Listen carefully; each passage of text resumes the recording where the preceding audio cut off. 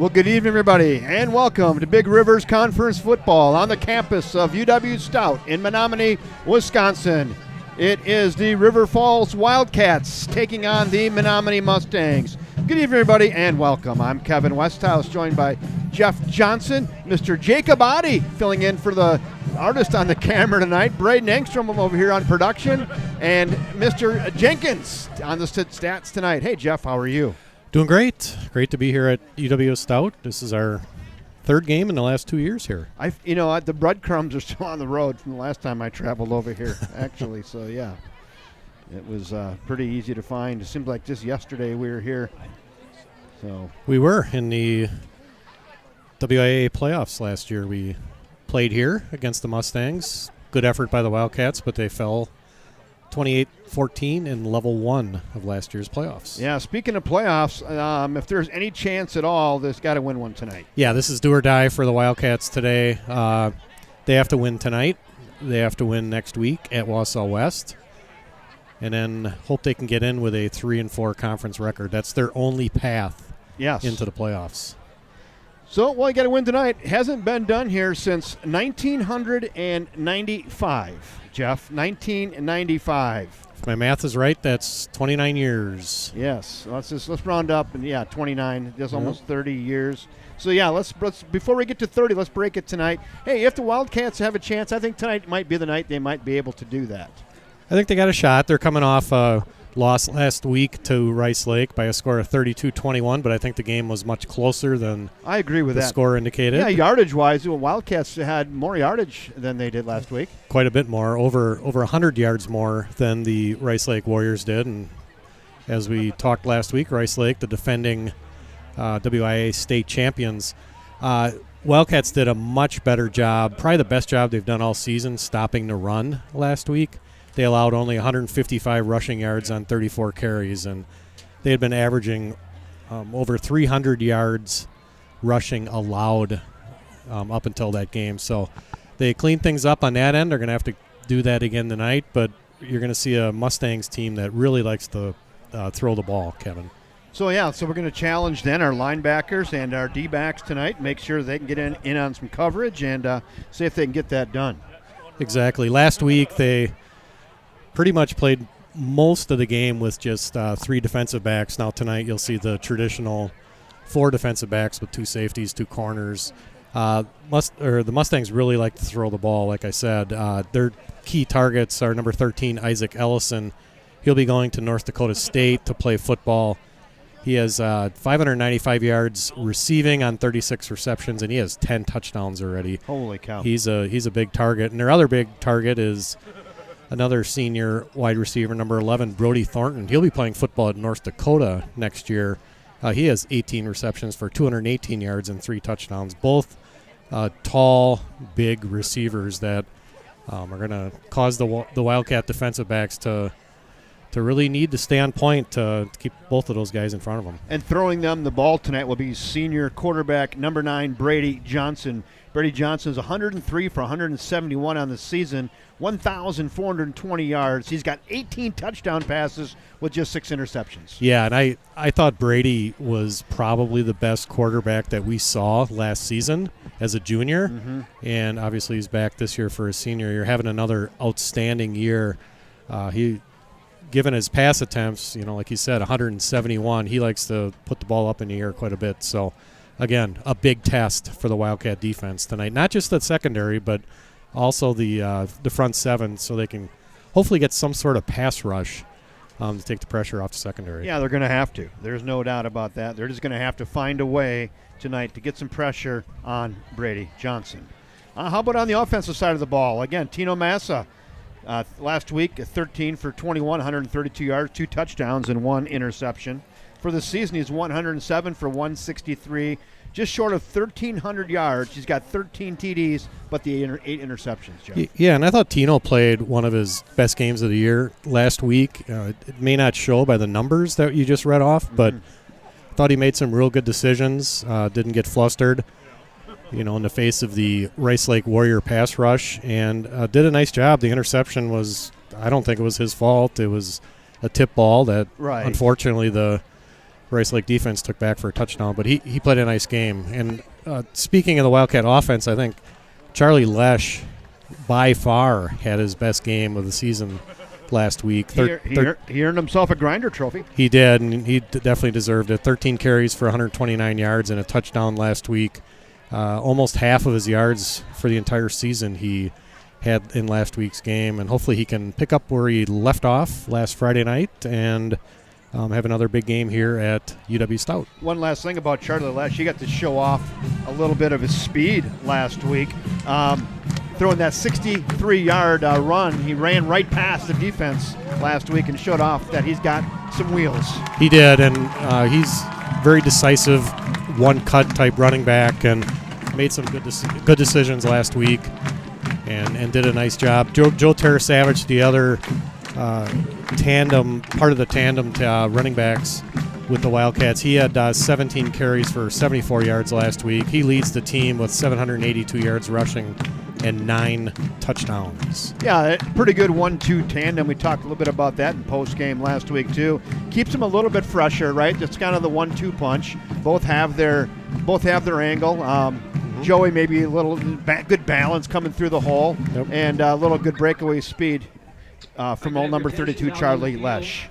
Now we're going to go down to the field, Jeff. 12 is Fall Officials Appreciation Week. Each year, these individuals attend clinics, regional meetings, complete rules meetings, and take tests in preparation for the sports season. Tests. During the season, these dedicated men and women take time away from their personal schedules and families to provide opportunities for the thousands of student athletes that participate in WIAA activities. We thank you for your continued dedication to the sports you officiate. Please stand, show your appreciation by giving a big round of applause for our officials this evening. Hey, how did Punta Gorda Will come out of that hurricane? I don't see him online yet. Does he have electricity? Heard from him yesterday. You got a well check from Punta Gorda Will? Yeah, we got a well check from him yesterday, so he's doing fine. Good evening, ladies and gentlemen. I assume electricity's still out. Tried to call earlier.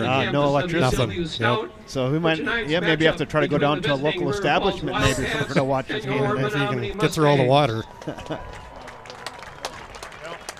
Well, good. Glad he's doing okay. Yeah, they're doing good. Thanks for asking. Appreciate it. Require good sportsmanship and education-based sporting events. Hey, Rob Derry, activities Josh Harder, Anthony Hanks. The expectation to exhibit positive and respectful behavior. Profanity, racial, sexist, ethnic comments, or other intimidating actions directed at officials, Glad you're here. athletes, coaches, or team representatives will not be tolerated and are grounds for removal from the site. For the enjoyment and respect of all in attendance, your cooperation in demonstrating the highest ideals of sportsmanship is expected and greatly appreciated. Please be reminded that state law prohibits the use of tobacco products in an area used by public schools. Dang it.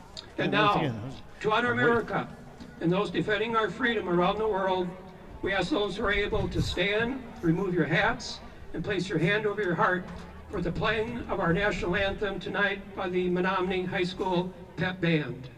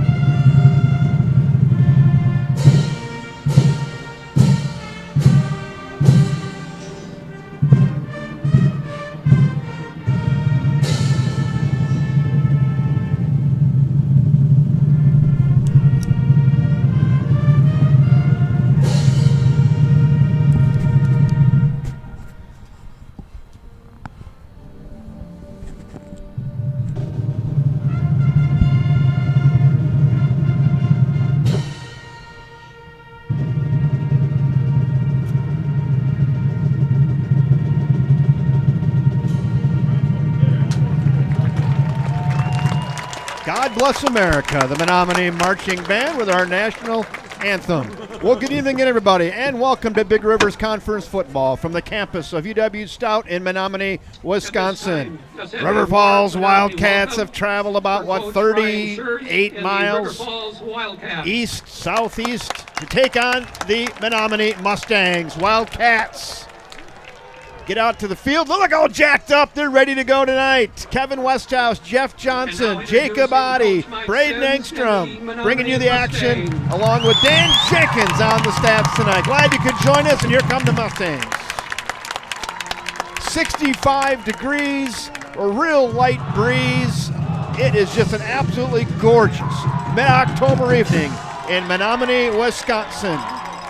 Leaves almost peaked out as I drove over here. It was absolutely gorgeous. The pumpkin stands, the bright white church steeples gracing the countryside with the bright red and yellow leaves. It's a beautiful venture over here to Menomonie, and it is Friday Night Lights here tonight.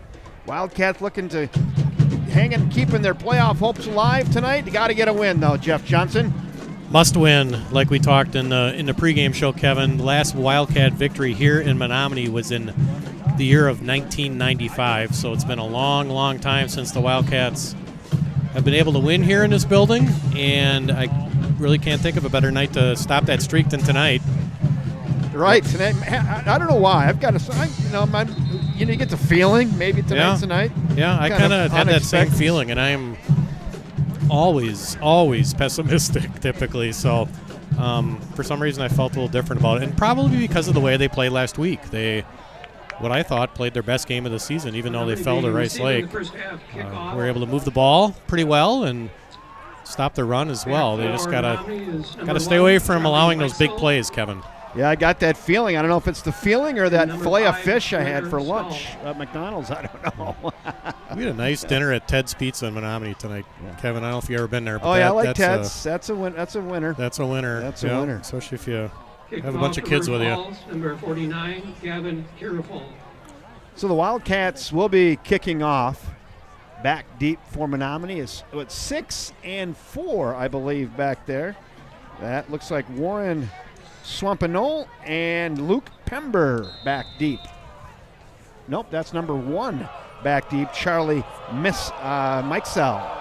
Mikesell, one of their top receivers as well, in addition to Ellison and Thornton. He's on the near side. Kick is away. They're going to go opposite from Mikesell to the up back. That's fielded by number 45, Mitchell Scribner, and he's taken down almost immediately on the 28-yard line. That was strategy work there. Yeah, it did. That was Nolan Hopeful, the sophomore, with the tackle. Nolan played a really nice game last week. Probably in his most extensive varsity experience that he's had in his career. Did a nice job against Rice Lake and started the game off right with a big tackle on the kickoff. Like that a lot. Paula Flood's in the house. She wants to win Wildcat Trivia for the 3rd week in a row. She's already got it teed up, I'm sure. All right, here we go. 1st and 10 for Menomonie, just underway. Brady Johnson under center. He'll hand it off. Oh, nice job coming up there. Preston Johnson starts the game off with a tackle right out of the chute, but not until he gains about 6. It'll be 2nd and 4 on the play. Yeah, that was DJ Butler, the sophomore. 5'10", 185-pound running back. He can really play. You don't really see too many sophomores at the varsity level getting as many snaps as he does, and he's a good back. I see Sam Simpson's starting the game at nose tackle. Hand off. Now they're going to go. Flea flicker. Big trouble. Sacked. Eli Johnson, the Iowa recruit, gets a sack here in the early going. He got there quick. Wow, nice play, Eli. Yeah, blew that right up. Eli will get the credit for that, and as well as he should, but that's outstanding defense by number 16, Cal Usgard, who did not fall for that flea flicker, Kevin, and he stayed with the receiver, which allowed Eli to get in there and get the sack. Great start by the Wildcat defense here. 3rd and 14 for Menomonie Mustangs. Got a 3-receiver look, and watch out for the tight end as well. Johnson in the pistol formation. Wide receiver screen. Almost picked off on the far side. The ball was tipped up into the air, and Cal Usgard had a shot at that. Just couldn't quite lay out and get it, and the Wildcats hold. They were looking for a Mike Cell on that play to try to set up a receiver screen, and Sniffed again, out. a really nice play by Usgaard. 4th and 14. You couldn't ask for a better start by the Wildcat defense, Kevin. Wow. Hey, Jacob Adi, how you feeling on the camera? Cramping up yet over here? Speaking of cramp, this booth, I can see about half the field. Right. So Well, we are we're improvising here. Dodging, Yep. dipping, diving, ducking around a lot of stuff. Kicks away. It's a low line drive kick. Novak's got it. Finds a little bit of a gap. Gets it out over midfield. Yep. Nice job there, Mason Novak. Gets that line drive kick. Not a lot of hang time. About a 12-yard return. Right at midfield is where they'll mark it. And the Wildcats in great field position on their first series tonight. Different energy from the Wildcats again tonight, picking up kind of where they left off last week against Rice Lake. This is so far a different-looking football team. We'll see if they can keep it rolling here on offense. That first series was impressive. Haven't seen that in a while. 2 receivers split out here to the near side. Charlie Burke along with that Novak, I believe. Give it to Terrence Savage, trying to bounce it to the outside. He's working hard. He's going to lose 3 on the play. Good pursuit there by Menomonie. Strung that play out. Terrence Savage can never get up through the gap. Loss of 3. 2nd and 13. Yeah, that was number 0, Ray Pember, with the initial stop, the senior defensive back. And tough start to the drive.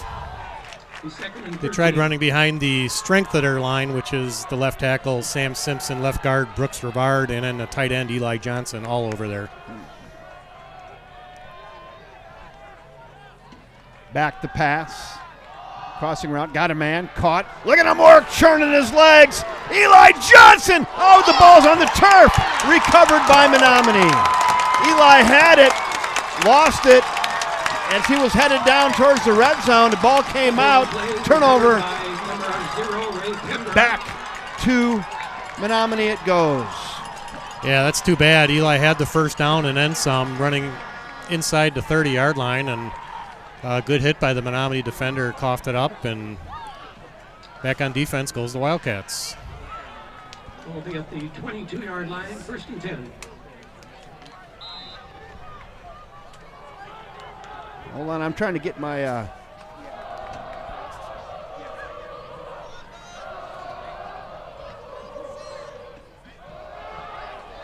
You call this, Jeff. I'm trying to work on I'm trying to work on something here.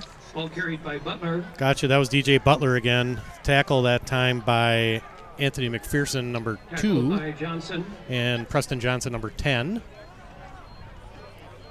Hold on. I think we lost the power, so hold on. Did we lose I think we lost the power on that. Yeah, there's no.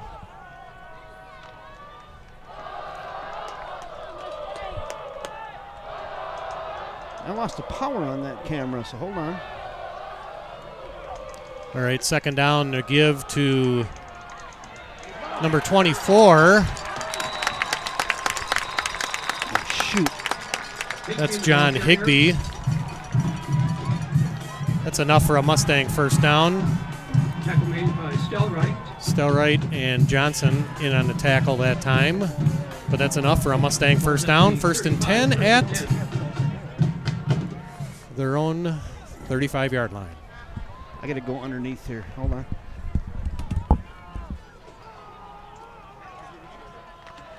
Again, the Mustang offense, a couple of really good backs. John Higbee, who we saw last year, and then the sophomore DJ Butler. This is Butler. Spins through. Gets about a nice 8-yard gain. Preston Johnson again with the tackle for the Wildcats. That brings up 2nd and 3. 7 on the play, 2nd and 3. Johnson has had over 10 tackles in the last 2 games each for the Wildcats.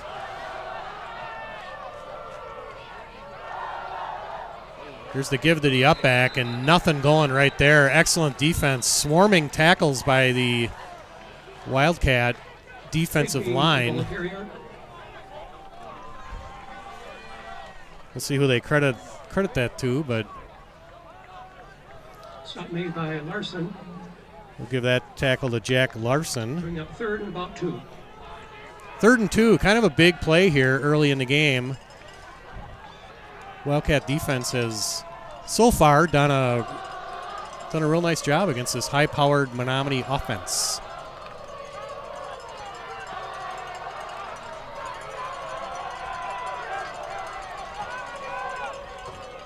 Oh, fumble the snap, and we have a whistle, which I assume will be a false start. Yes, it is. False start on Menomonie. That takes it from 3rd and 2 to 3rd and 7. Bring up 3rd and about 7. Which would appear to be a passing situation for the Mustang offense. Again, Brady Johnson, their quarterback, certainly one of the top quarterbacks, if not the top quarterback in the conference. So far this year, he has thrown 18 touchdown passes. Johnson looking in the air. Pass complete that time. The receiver was number 13, Isaac Ellison, 6'5", 210-pound receiver, and that is just enough for a Mustang first down.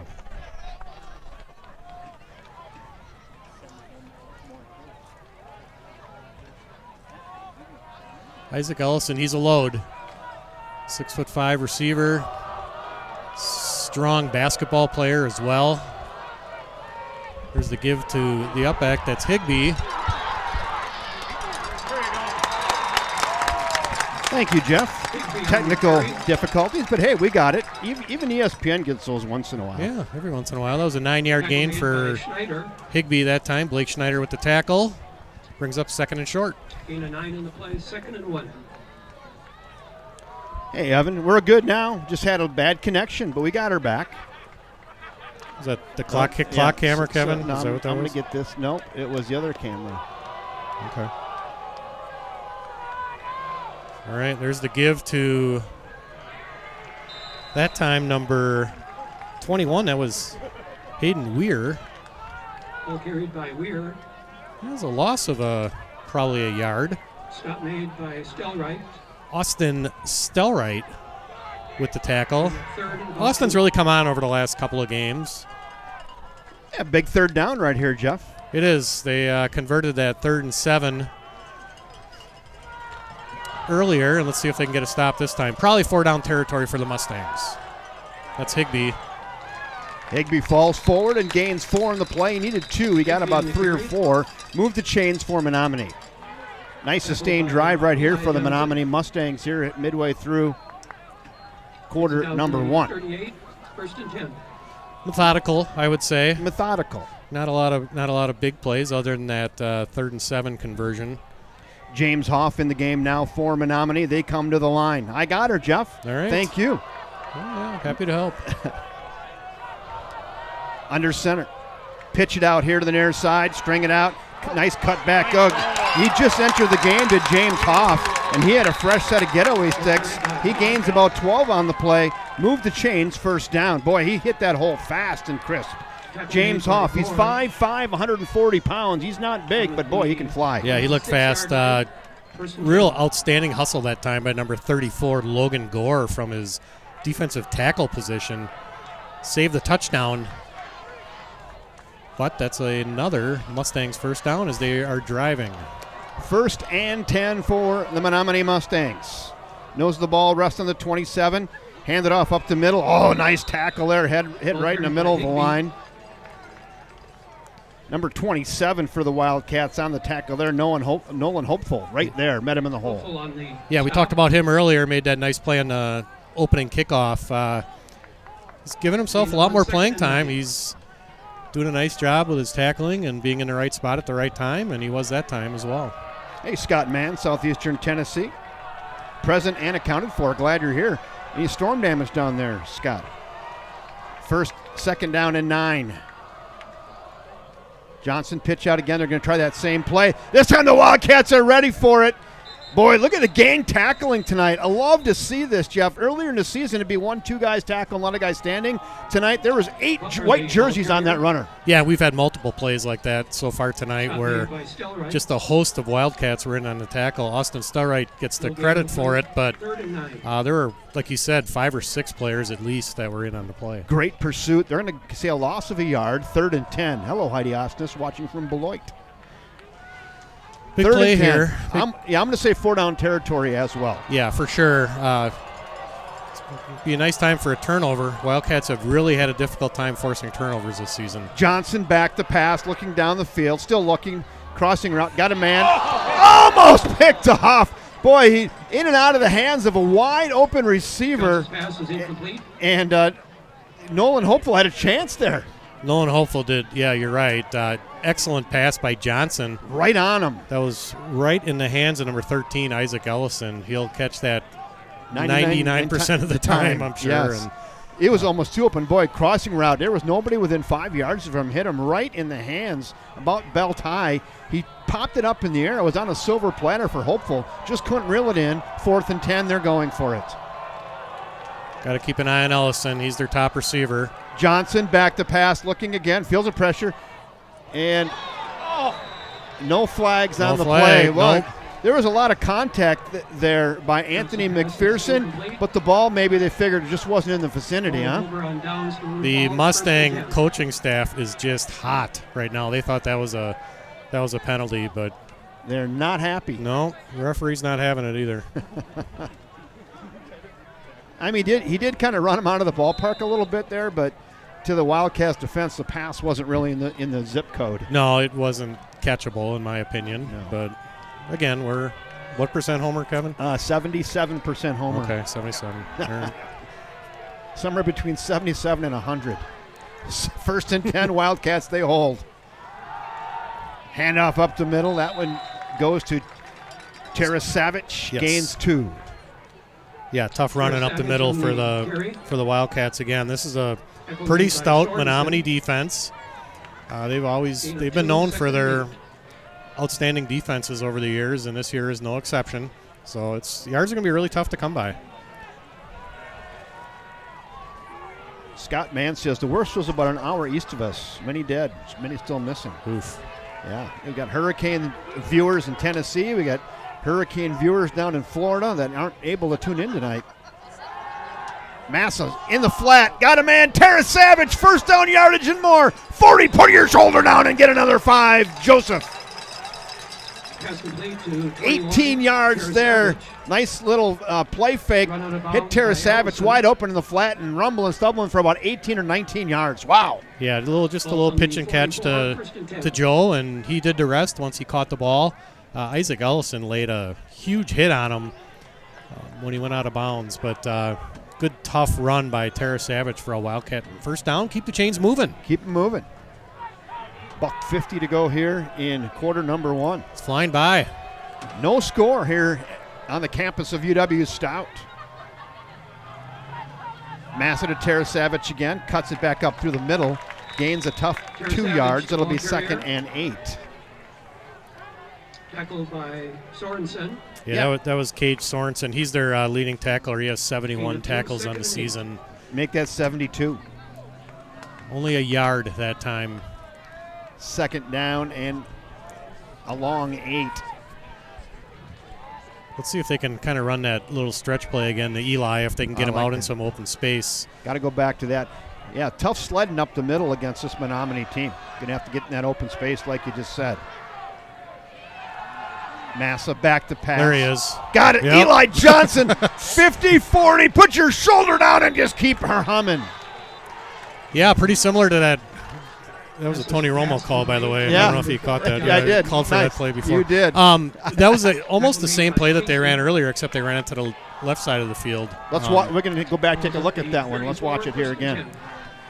So, yeah, the same play. Jeff Johnson calls us. Eli, Tony Romo on us. Eli on the right side of the offensive line, and he just kind of did a little crossing pattern. Boy, got he gets wide hard. open and held on to the ball this time, and another Wildcat 1st down. The Cats are driving. $1.04 left here in quarter one, no score. Massive flank by Terrace Savage. Now he's back to pass again, looking. Going for it all!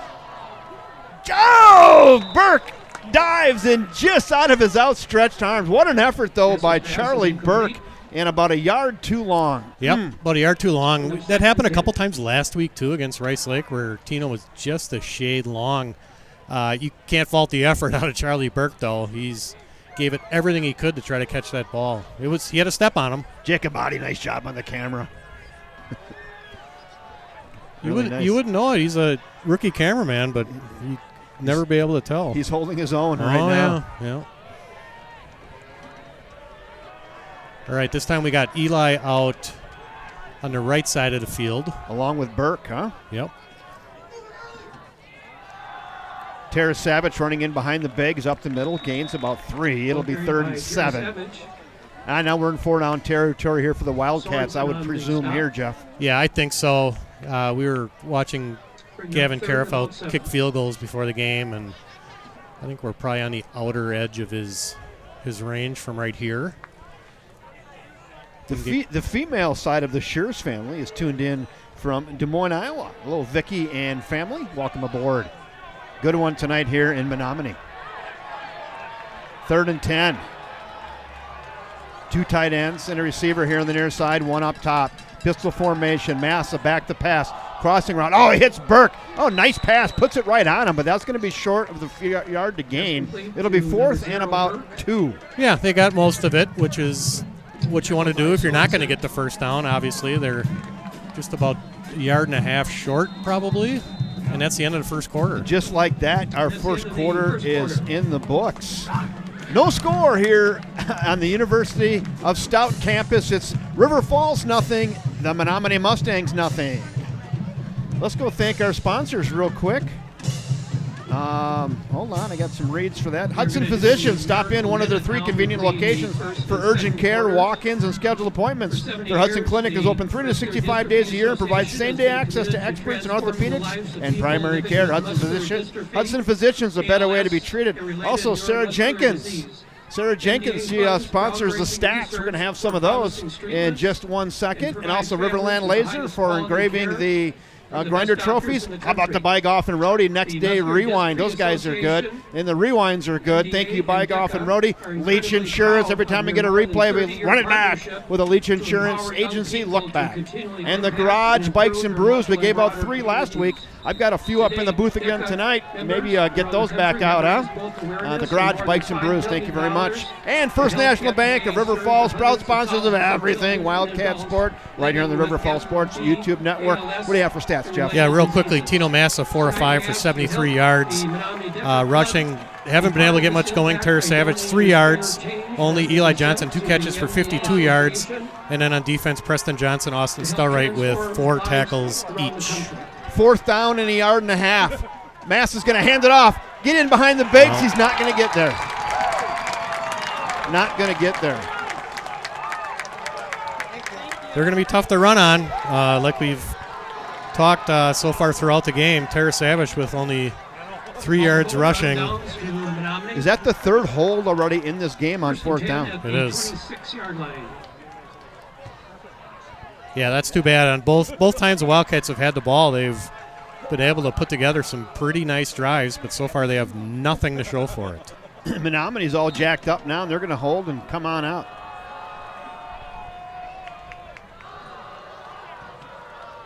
I think that's cancer awareness for the pink.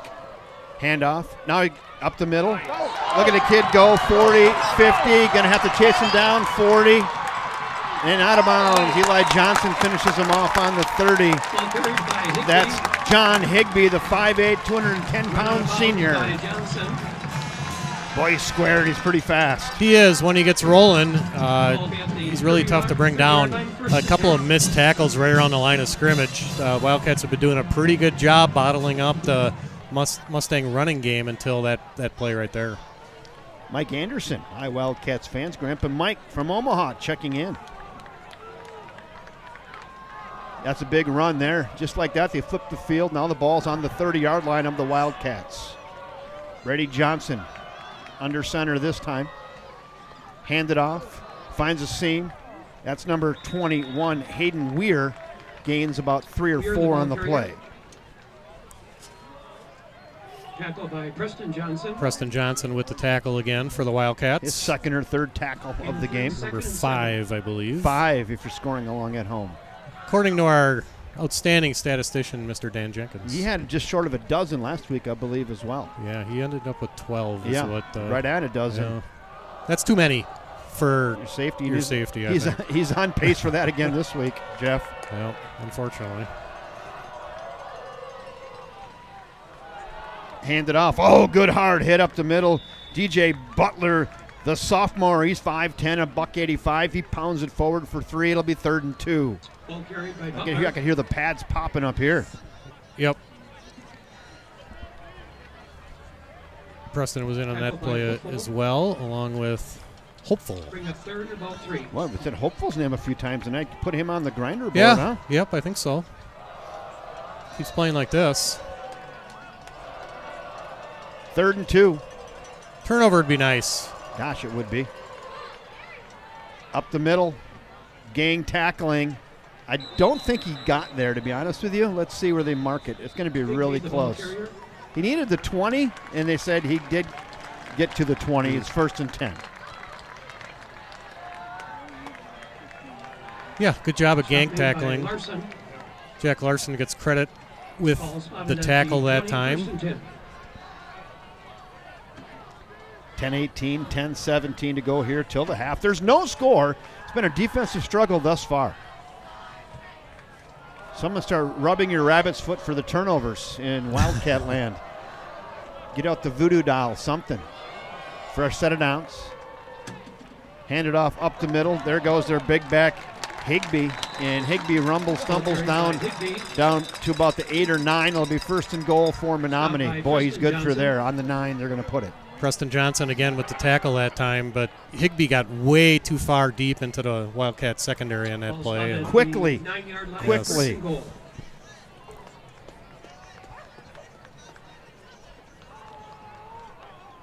Mitchell Scribner in the game for the Mustangs. He's 5'11", 190. He's a running back. He's a fresh set of legs. Let's watch him here. Yeah, a lot of running backs, Kevin. They just roll them through, don't they? About a half a dozen. Pitch out, far side. That one That's Butler. Goes Butler. And Butler bangs it in for a Menomonie touchdown. First score of the game goes to Menomonie. Butler runs it in from 9 yards out in behind his bigs on the line. And the 5'10", 185-pound sophomore gets 6 for Menomonie. Yeah, that drive was almost all on the ground for the Mustangs. I think it all was, wasn't it? They're going to go for the 1 here. Is this number 6 or 5? I think it might be 8. Okay. I could be wrong. Low snap, kick is up, and it is good. It is 8. AJ Zadowski bangs it through and makes it 7-0 Menomonie with 9:23 to go till the half. We got a chance to go back and look at that touchdown run again here. Nothing too fancy, just running in off the left side. No, that's Butler, number 23. The tailback, and just a little bit of a pitch, and he was able to get through the left. Good blocking by the left side of the Mustang offensive line, and he's into the end zone. 7-0 with 9:23 to go. No, moving the ball really hasn't been an issue for the Wildcats. Finishing the drives has been the issue. Yeah, and that was kind of the same deal last week. The Wildcats had a few drives that were inside the red zone and weren't able to convert. Tonight they have been inside the 30-yard line on 2 occasions and have nothing to show for it right now. Mike Dolce, prayers to Arlene and Bill. Mike Deleschi in Fort Atkinson. Yep, thanks for tuning in, Big Mike. Scott Mann, one of our Legion of Low listeners, said he's into this cancer awareness. He said he just found out yesterday his brother's cancer, which had been previously in remission, is now unfortunately returned. Hate to hear that, Scott. Fielded on by Burke over there on the 12, far side. Burke moves it, had a little spin, control B button out to the 32-yard line. Charlie Burke on nice job, Charlie Burke. He's making himself to be a lot more prominent player, isn't he? He really is. He's come on, especially the second half of the season, mostly at the receiver position, but he's been doing a good job running back kicks, too. He's only going to get better as his career goes on. Only a sophomore. Just a sophomore. He's 5'11", 160. He plays like he's 180. Yeah, and he'll get stronger, as I'm sure, over the next couple of years. And he's got something you cannot teach, which is elite speed. Speed and heart. Yes. All right, 2 tight end, 2 receiver set, pistol formation. Massa, handed off, up the middle. Tarasavage falls forward for 3. Just hasn't been able to get to that second level, has he hit running through the middle of the line? Not yet. So far it's been all Tarasavage, too. We have yet to see number 32, Charlie Lesh, who had such a big game last week with over 129 yards. Keep him fresh. And here he comes, just as right on cue. Right on cue. Yep. Yeah, I think you're going to have to get these backs to the perimeter a little bit today.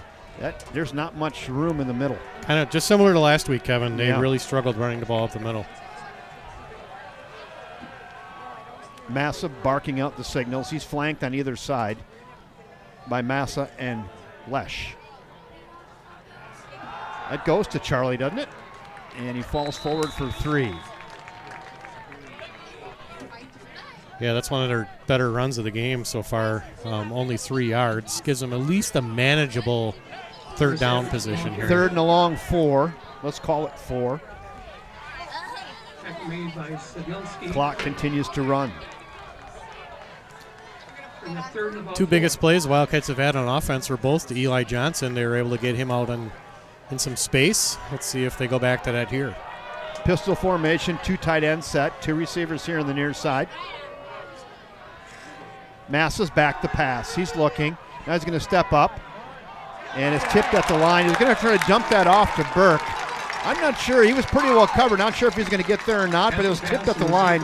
Punt time for River Falls. Yeah, I think he originally was looking for Eli. They kind of went back to that same play where he was cutting across the middle, but the Mustang pass rush caused Tino to have to move up in the pocket a little bit and threw the timing off. Hey, Molly, welcome aboard. 2 receivers back deep here for Menomonie. It's a low snap. And now we have a flag on the play. We got a whistle. Oh, now I didn't know about that rule. So what happened was the punter received that on a knee. Oh, no. His knee was down. So because his knee was down, he's down right there, and the punt never happened. Oof. You don't see that very often, do you? No, and it doesn't count as a turnover, but it certainly works the same way as one, because that's a killer right there. Good pickup by that referee. That was in a breakout session at the referee clinic, I'm sure. Yeah, he went down because it was a low snap. He kind of had to go down to field that, but forgot you can't field it on a knee. No. And when he got it, he was down. Handed off up the middle. Higbee on the carry there, moves it forward for about 8. They're having a lot more success on first down than River Falls. River Falls is 2 or 3 yards on first down. They're 7, 8, 9 on first down. Yeah, for sure. It's been an issue all season, trying to stop the run. Other than last week against Rice Lake, the Wildcats have really struggled in that area. Obviously, the Mustangs watch film, and they're going to make the Wildcats stop them.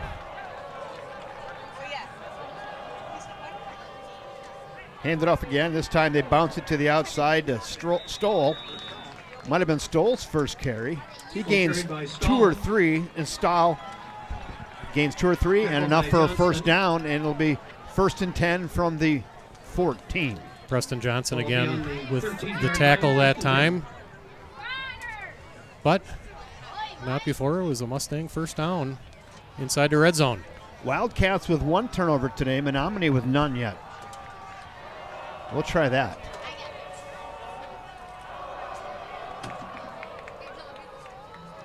Little counter play. The Higbee, nice tackle by Johnson again. Boy, Preston Johnson, another tackle, and he's racking him up, isn't he? Yeah, he's Tackle by Preston Johnson.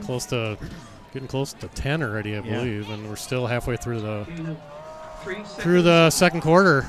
Talk to us about where Preston's going to be playing football next year. Preston will be playing at Minnesota State University Moorhead next year, playing college football. He's excited about that.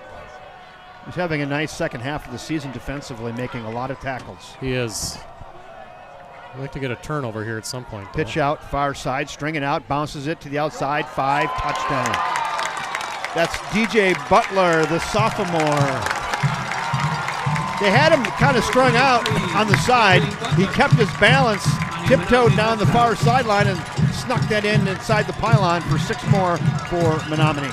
Yeah, he's a good back. We're going to be talking about him for the next 2 years as well. DJ Butler, only a sophomore. 5'10", 185. And he's got some wheels. Well, obviously not the way we wanted to start here. A.J. Zajdowski he'll be attempting the point after.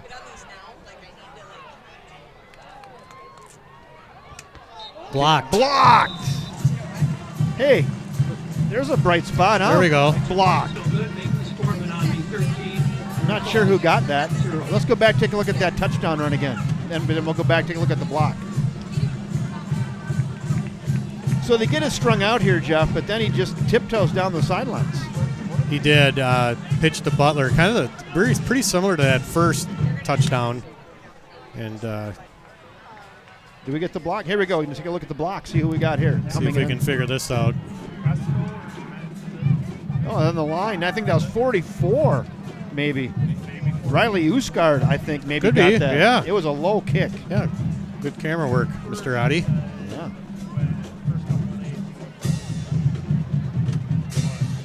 Those are the Leach Insurance lookbacks. We run it back with a Leach Insurance lookback. Thank you, Steve Leach. There they are. That's all those replays brought to you by Leach Insurance Agency. In the Big Rivers, Rice Lake leads Superior by a score of 22-0. New Richmond all over Wisconsin Rapids. New Richmond's going to win the Big Rivers Conference this year, undefeated right now at 7-0, up 21-0. Right there it is. Early. Right there it is on your screen, our Big Rivers Conference ticker. Thank you, Braden Engstrom. Burke picked it up on the 20 after one hop, bounces it to the outside. Now he's going to be sworn down just short of the 30-yard line. The other BRC score, Hudson leads Chippewa Falls in the most competitive game in the conference by a score of 7-0. 7-zip. Ball will be spotted at Rice the Lake 27, 22-0 over Superior. Thank you, Braden Engstrom, our producer tonight, doing a great job. And Jacob Adi filling in for the artist Rob Derry. Pretty critical drive here for the Wildcats. Doing a great job. Get some points on the scoreboard before halftime. The Wildcats will get the ball to start second half, so if they can score here and get a little momentum, Need to have it. that would work. Got a flag on the play, looking for Eli. Caught! 40, 30, 25, 10, 5, touchdown! Eli Johnson! Flag on the play. Holding. Holding Wildcats. Oh, it's coming back. Oh, bummer. That was The holding penalty. 73 yards. Holding. Run. Coming back. Go back, take a look at that again or not? Why not? See if we can It's figure out where the hold took place. Okay, here it is. It's somewhere on the near side. Yeah, I believe they might have. I don't know if they called it on Sam or not. I don't know. He kind of fell on that guy, pancaked him down. Boy, great pass, though, by Massa. Great catch by Eli. And all erased from a holding. Bummer. Yeah, that kind of Ouch. typifies our season, Kevin, Ouch. in one play, I believe. Ouch. Make a big play like that, get yourself back in the game, and Boy, Eli for a big it's called kid. back. Eli for a big kid's got some speed, doesn't he? He does. Wow. Beautiful pass by Tino as well. Dropped it right down the stovepipe. Tino back a pass again. Oh, tipped up in the air by Eli and had an interception opportunity for Menomonie, but it falls down to planet Earth and just harmlessly falls incomplete. 2nd and 20. Bring up 2nd and 20. Yeah, that could have been a disaster right there. Yikes. The Wildcats are pretty fortunate that that ball wasn't picked off. Yeah, it's an unfortunate. That had been a super unfortunate turn of events there. Touchdown off the board, and then they get a pick. But, hey, we still got the ball. 2nd and 20.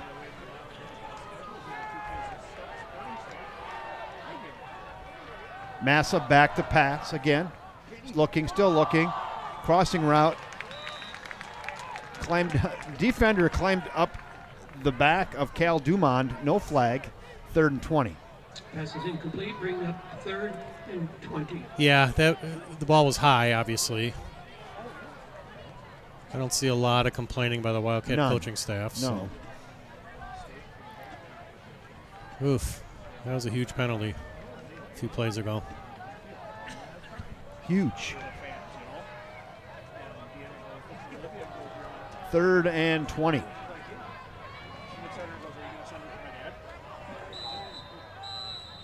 Whistles. Now a timeout, Menomonie. We have timeout, Menomonie. Let's go thank our sponsor, First National Bank of River Falls. 3, 2, 1.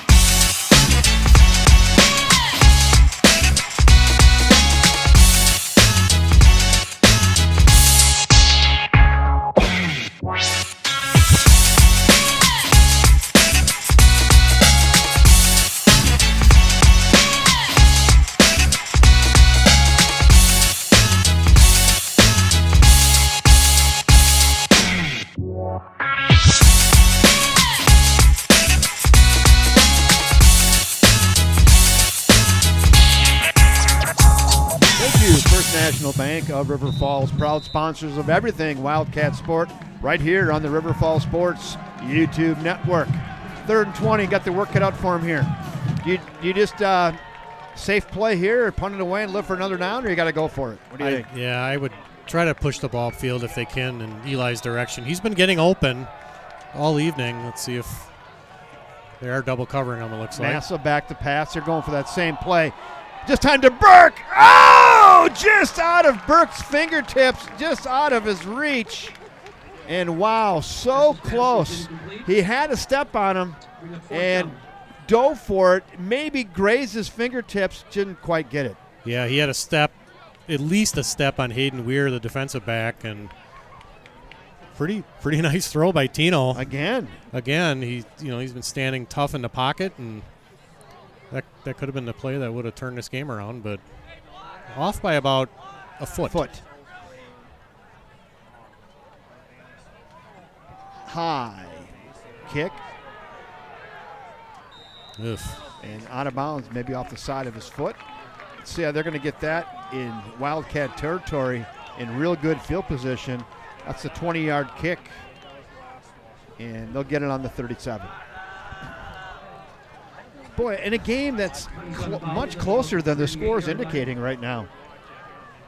It is. It's just been a couple of, similar to last week, it's been a couple of big plays, that have not gone the Wildcats' way. And the punt where the punter put his knee on the ground, that was obviously huge. The turnover on the long run by Eli, that was another big play.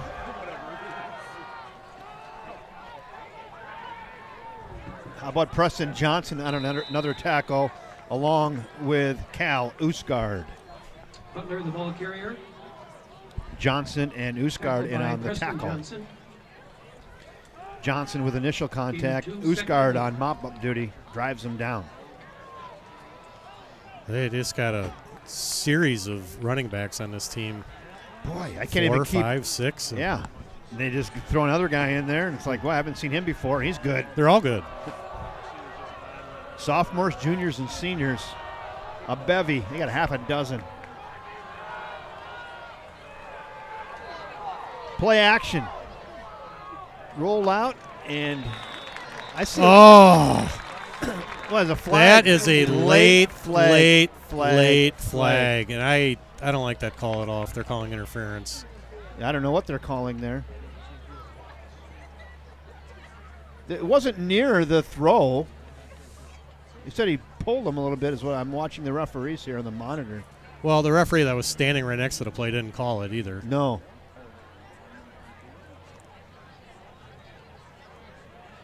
Looks like that is going to be against River Falls. That's the referees conferring with Menomonie. Very late flag, though. I'm with you on that. Preston pleading his case. Referee ain't having it. So I think where they're saying the contact was, it was about. Well, they called interference. Oh, declined. Personal foul. What was that? Roughing the quarterback? Yes. That I didn't see. I didn't see that either. Passer on River Falls. So they're going to decline the pass interference, take the personal foul, roughing the passer, and that'll put it on the 22-yard line. Wow. Yeah, the call on Preston was about 3 seconds before the pass was released, I guess, because that was thrown in the middle of the field and the pass was near the perimeter of the field. Yeah, I'll go back and watch that again. Yeah. Higbee cuts it back. He's juking, he's jiving, he's slicing and dicing. Gains 9.5. John Higbee. Boy, he must be averaging 8 or 9 a carry, huh? He's a load. The Wildcats had a difficult time last year trying to bring him down, and he looks bigger this year. He looks big, he looks shifty, and elusive, all in one. And if you're a Mustang running back, you got to kind of stuff your ego in your pocket a little bit because you're not going to get a ton of carries. No, on this you're not. team. You're just not, right? I mean, they all do a good job. We got Butler back there now with Higbee. Butler and Higbee. Play action. Feels the pressure. He's got to throw it away. And there's the flag. That was a little, I didn't think he was going to throw it. He was definitely inside the tackle box, threw it away. That's going to be an intentional grounding on Brady Johnson. Yeah, the closest player to that, or person to that pass, was Coach Ryan Schurz. I didn't see anybody else. Who had the pressure there? Was that Uskard? On Menomonie. It lost it down. I did not Here, see. I'm going to come back and take a look at that. Take a look at that. Yeah, I'm going to see if I can see.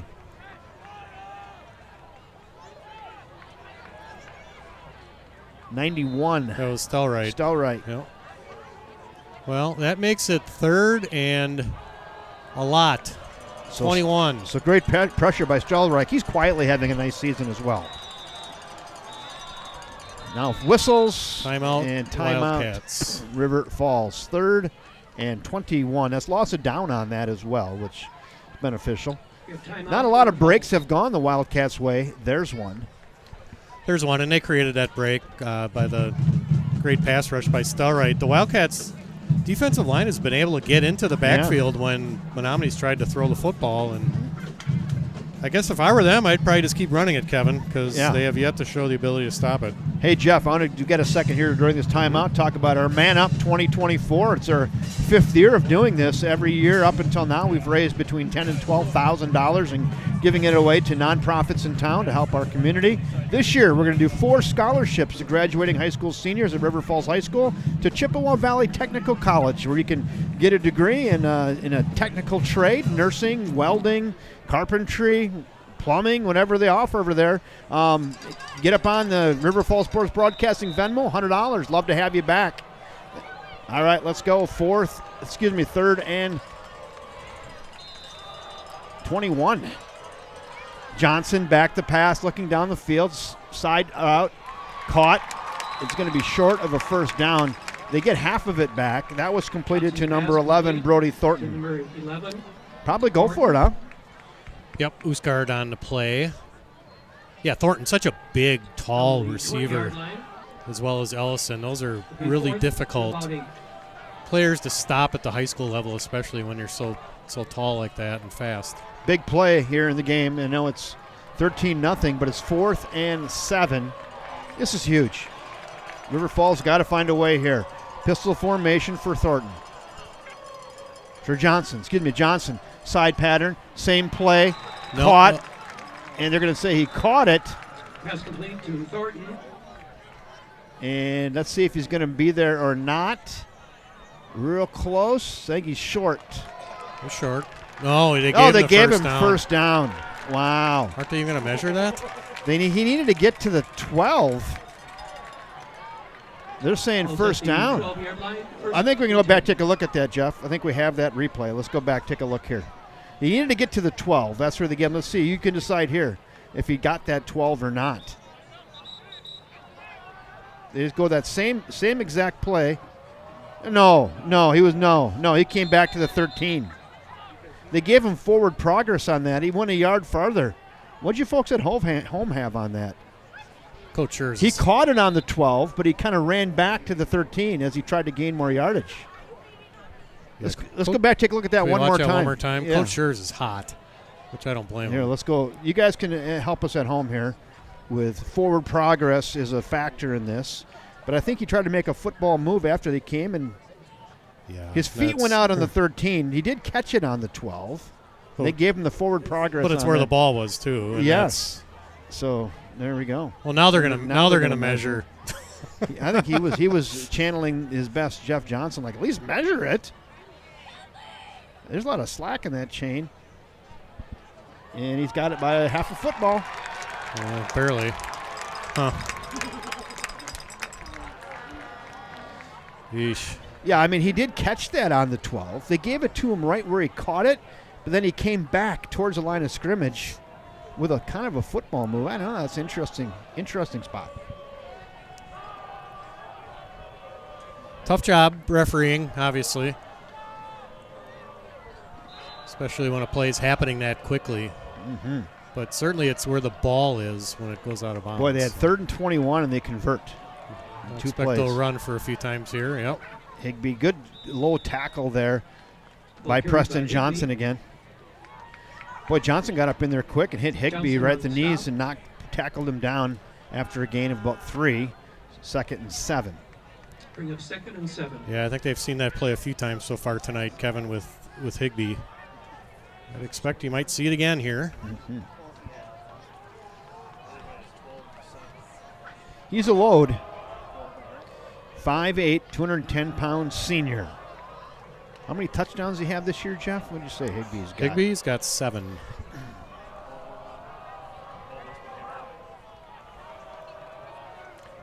Pitch it out. This time they go to number 23, DJ Butler, and they string him out. Nice after tackle a gain that of 2. time by the ball carrier. 25-44 over there and 10. 25-44 and 10. That's Johnson, Usgard, and Schneider. Bring up 3rd and about 6. 3rd and 6. They can get a first down in about the 2.5. Maybe the 2.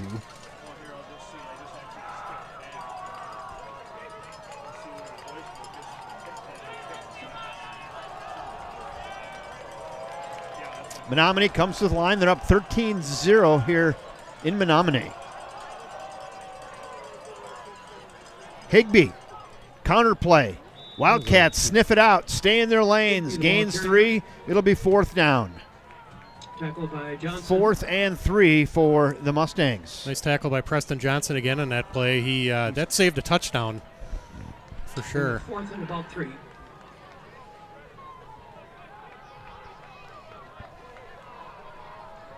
Well, I'd call this a big one, Kevin. Real big.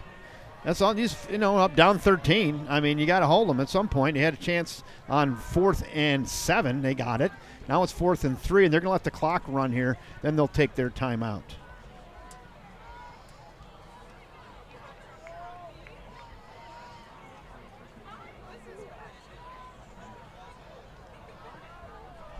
Now the Mustangs can still get a first down here if they get inside somewhere between the 2 and the 3 yard line is where the stick is.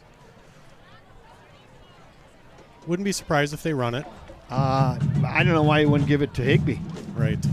He's averaging about 8 or 9 a carry. Yeah, I don't recall really very many plays at all where they've stopped him at the line of scrimmage. Now, the other thing to point out, they got 2 big targets as far as receivers go in Brody Thornton and Isaac Ellison. So a play action wouldn't surprise you here either. No, they got a lot of different options here. Good quarterback in Brady Johnson. Yeah, Mike Sell at receiver, Brody Thornton at receiver. They're two big receivers. They're like, hey, call my number. Yeah. 4th and 3. First down opportunity down at the 2.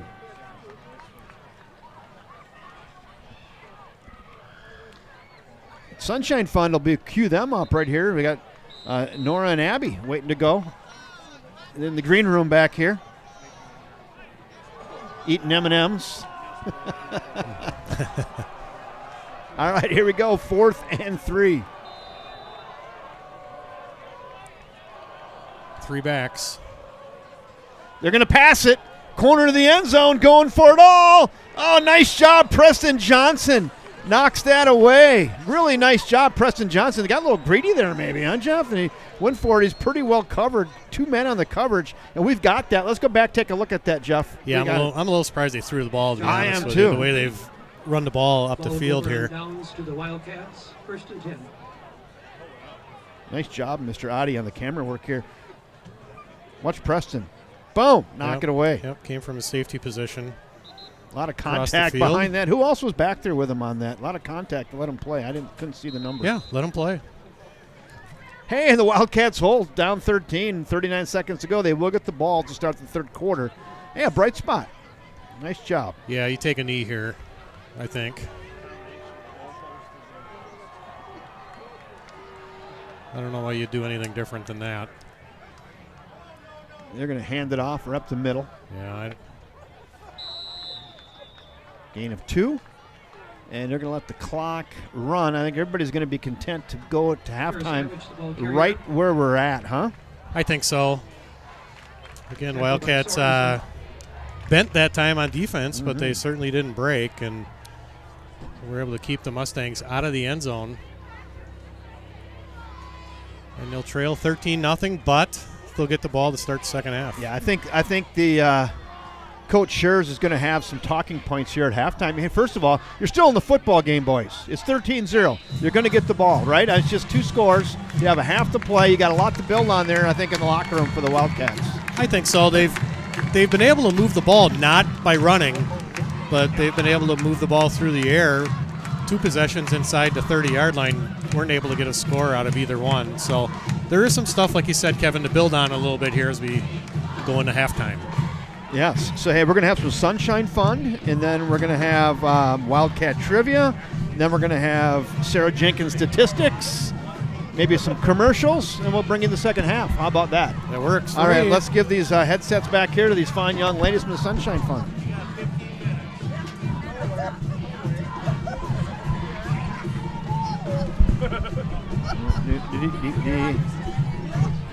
So you two get the privilege of introducing yourselves again. I know we got Abby and Nora, right? Yep. So there we go. See, I'm just getting that down now. So Nora Nygaard. Yep. Abigail Trikel. I'm just going to introduce you, both of you, myself. So you guys are up here for the Sunshine Fund again. There it is right on your screen, www.rfsunshinefund.org. You can contribute to that, but let's hear what you guys got going on with the Sunshine Fund this week. Nora, looks like you're going to start this thing off. Oh, yeah. All right, so the River Falls Sunshine Fund is a student-led nonprofit organization founded in 2016 to support a local family in need. Since then, our mission has expanded to provide financial assistance to community members facing various hardships. Last week was a big week for the Sunshine Fund. We had student board members, along with Mr. Lickey, present at the Power of 100 Women River Falls. We were so honored to be chosen as their Fall Impact Award winner, receiving over $19,000. Wow, that's outstanding. We also had another successful night at 50/50 for our drawing at Johnny's Bar. We raising over $600 thanks to the winner donating their portion back to us. We capped off the week with a $1,000 donation from Jen Rivard State Farm. We are grateful for the continuous and generous support of our community. This week alone, we provided support to 11 individuals or families. We cannot do this work without the support we receive from local businesses, organizations, and individuals that help us help others. Yeah, so who was involved in distributing to the 11 families? Either of you folks, or is that done by somebody else this week? Yeah, we were both there. We all kind of just take different roles. Like we'll each kind of just, a student will just take a family and then write the card and go and deliver it.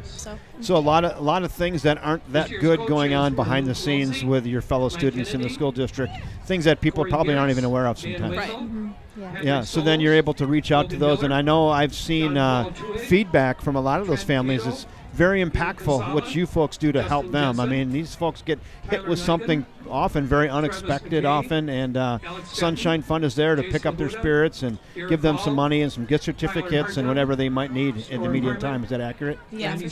That's good. Anything else you want to add this week, Nora and Abigail?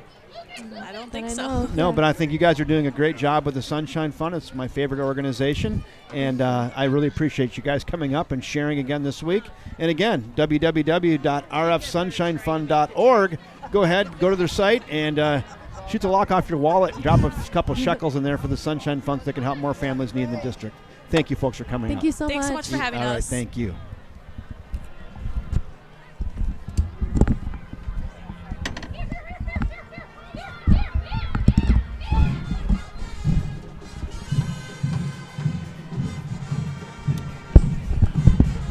That's you, I think, Jeff.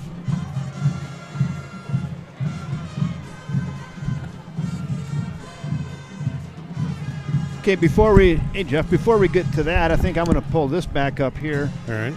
Man up. I did hit on a little bit. We kind of ran out of time, but we're going to go 4 scholarships. These might be 4 full rides to Chippewa Valley Technical College.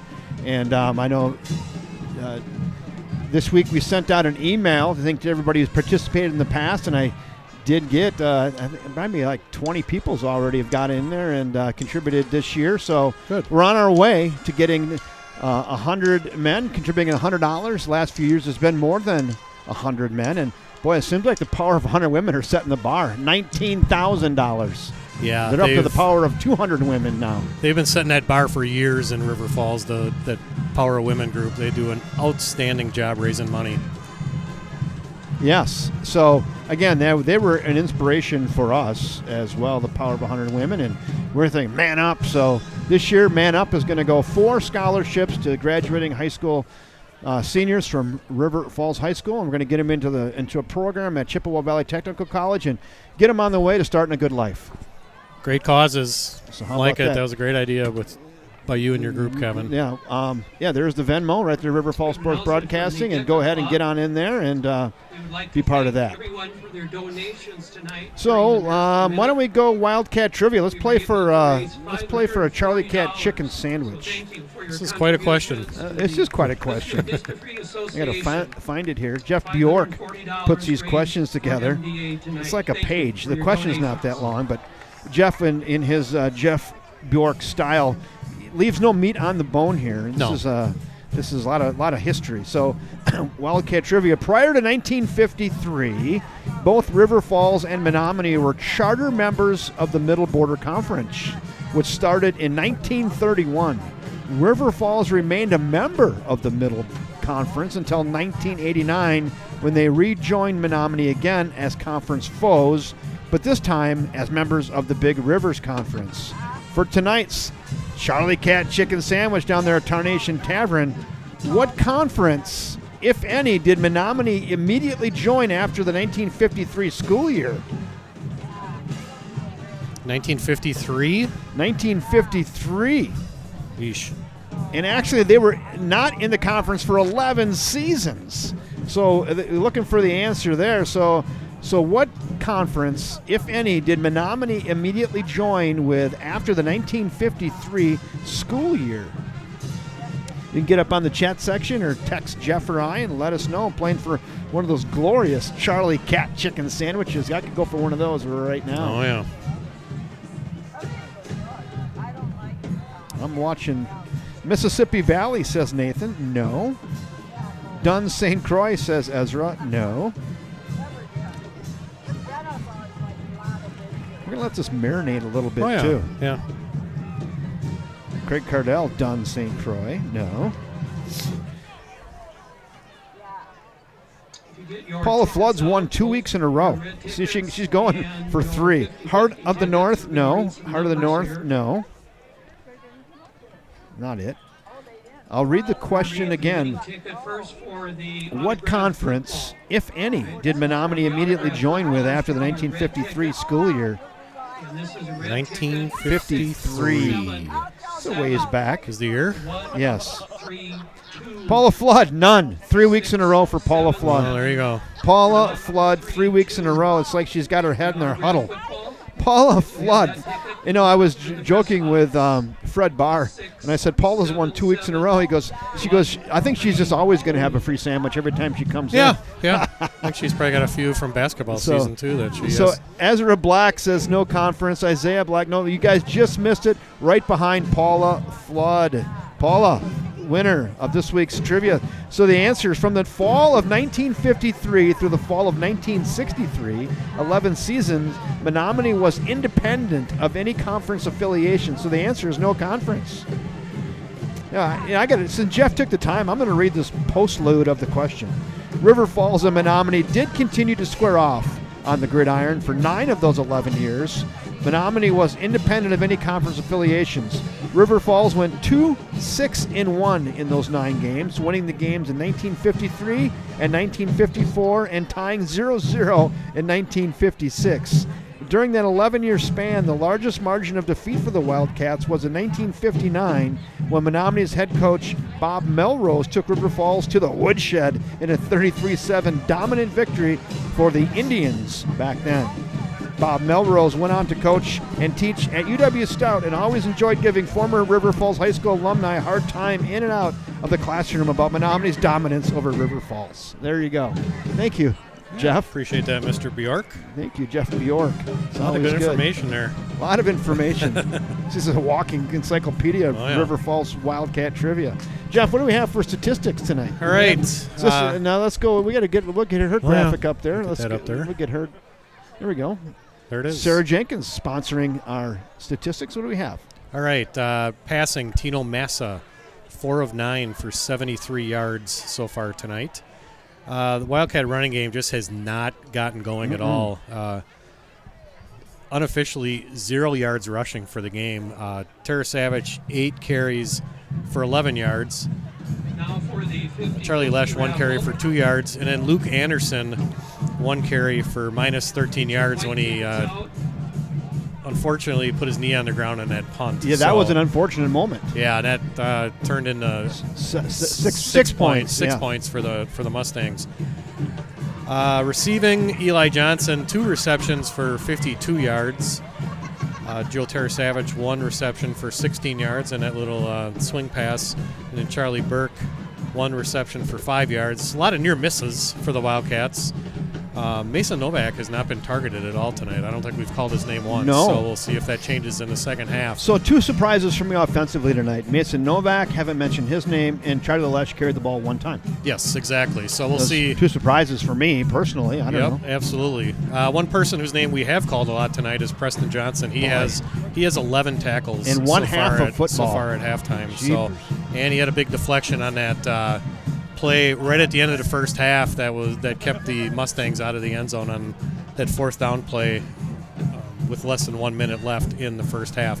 Eli Johnson with 5 tackles, Austin Stelright with 5 tackles, Kel Usgard with 5 tackles, Nolan Hopeful 3 tackles, Jack Larson, Logan Gore, Blake Schneider, Riley Usgard 2 each, Anthony McPherson with 1 for the Wildcat defense, who's been on the field an awful lot during this first half. Thank you, Sarah Jenkins, Property Executives. Let's go back and put up the Charlie Cat Chicken Sandwich again. I just went to the replay on the comments, and I think after further review, so Paula, she said none. It's actually H-O-N, which is Heart of the North. Heart of the North. So I believe it's actually so Ezra Black. Ezra Black is going to be the winner of the beautiful Charlie Cat Chicken Sandwich. So the replay brought to you by Leach Insurance. For Leach Insurance Look Back, we went and did a look back on the Wildcat Trivia tonight. And after further review, Ezra Black wins the Charlie Cat Chicken Sandwich. You know, from a distance, H-O-N in 6 font looks like N-O-N, which is none. It's H-O-N, which is Heart of North abbreviation. And Ezra is right behind her with no conference. And Ezra, you're the winner of that Charlie Cat Chicken Sandwich. We'll make sure Fred bar gets you penciled in with a number 2 lead pencil on the back of a napkin that he keeps right next to the cash register. Just go on down there and tell him you won, and we'll make sure he knows about that. Absolutely. Yeah, you can thank Greg Peters for that as well, because Yeah, I don't think we would have caught that at all. That's like New York calling in, right? Yes. The yeah, officials. Exactly. Yep. So thank you, Greg Peters. The replay review team. The replay review team was ready. We got something in the ear. Hey, you might want to check the Wildcat trivia. I think we got do got to shout out my brother. Brother Sean just reached out to me and said that Punta Gorda Will reached out to him, said they don't have internet, so he won't be able to watch the game till later. That's a first, isn't it? That's a first in a long time. For sure. And he wanted to let everybody know that he'll be thinking about the Wildcats and his grandchildren tonight. Well, Preston's having one heck of a game with 11 tackles in half one. He is. He'll sleep well tomorrow, I'm sure. Yeah. But hopefully we can turn out some of these tackles into some turnovers. Maybe we can get a ball punched out at some point, or one of those deflections that we've seen tonight actually can land in one of our hands and get this game turned around a little bit. Wildcats are playing with them. Let's go back up and thank some of our sponsors again here. Let's go. We forgot to do this one, Jeff, right here. I'm going to put this on your shoulders right here. Thank you. Yeah. Yes, we are in the midst of the River Falls High School Athletic Booster Club membership drive. That drive runs through Halloween, October 31st. The River Falls High School Athletic Booster Club supports all 22 boys and girls sports at River Falls High School. Last year, the Booster Club granted over $55,000 to all 22 boys and girls sports programs at the high school. Since the Booster Club's inception, they have granted well over $350,000 to the River Falls High School athletic program. If you'd like to join, check out their website at rfhsboosters, see that on your screen, .org. Again, that's rfhsboosters.org. Great organization, and we'd love to have you. There you go. Let's go thank Hudson Physicians one more time. Hudson Physicians, the official sports medicine provider of the River Falls Wildcats. Stop in one of our 3 convenient locations for urgent care, walk-ins, and scheduled appointments. Our Hudson Clinic is open 365 days a year and provides same-day access to experts in orthopedics and primary care. Hudson Physicians, a better way to be treated. Also, Sarah Jenkins, thank you for sponsoring the statistics again tonight. Her husband, Dan Jenkins, up here doing all the work. She'll take all the credit, and she should. Sarah Jenkins, property executive, 612-703-3944. She's a pro. Also, Jen Rivard, the Sunshine Fund Red Zone. She gave the check for $1,000 last week. Thank you, Jenny Rivard, for sponsoring the Sunshine Fund Red Zone. Let's hope we get in that a couple times here in half 2. Riverland Laser, thank you, Riverland Laser, for engraving the Grinder trophies. Also, Bygolf and Roadie, Next Day Rewind. You're going to see some good highlights coming up tomorrow, over the weekend, and early next week, and some YouTube shorts. Thanks, Bygolf and Roadie, for the Next Day Rewind. And Leach Insurance Look Back. Thank you, Steve Leach with Leach Insurance. All those great replays brought to you by Leach Insurance. And the Garage Bikes and Brews. I want to thank them for sponsoring the Garage Bikes and Brews. Garage Gridiron Grinder of the game. And let's go to their commercial right now.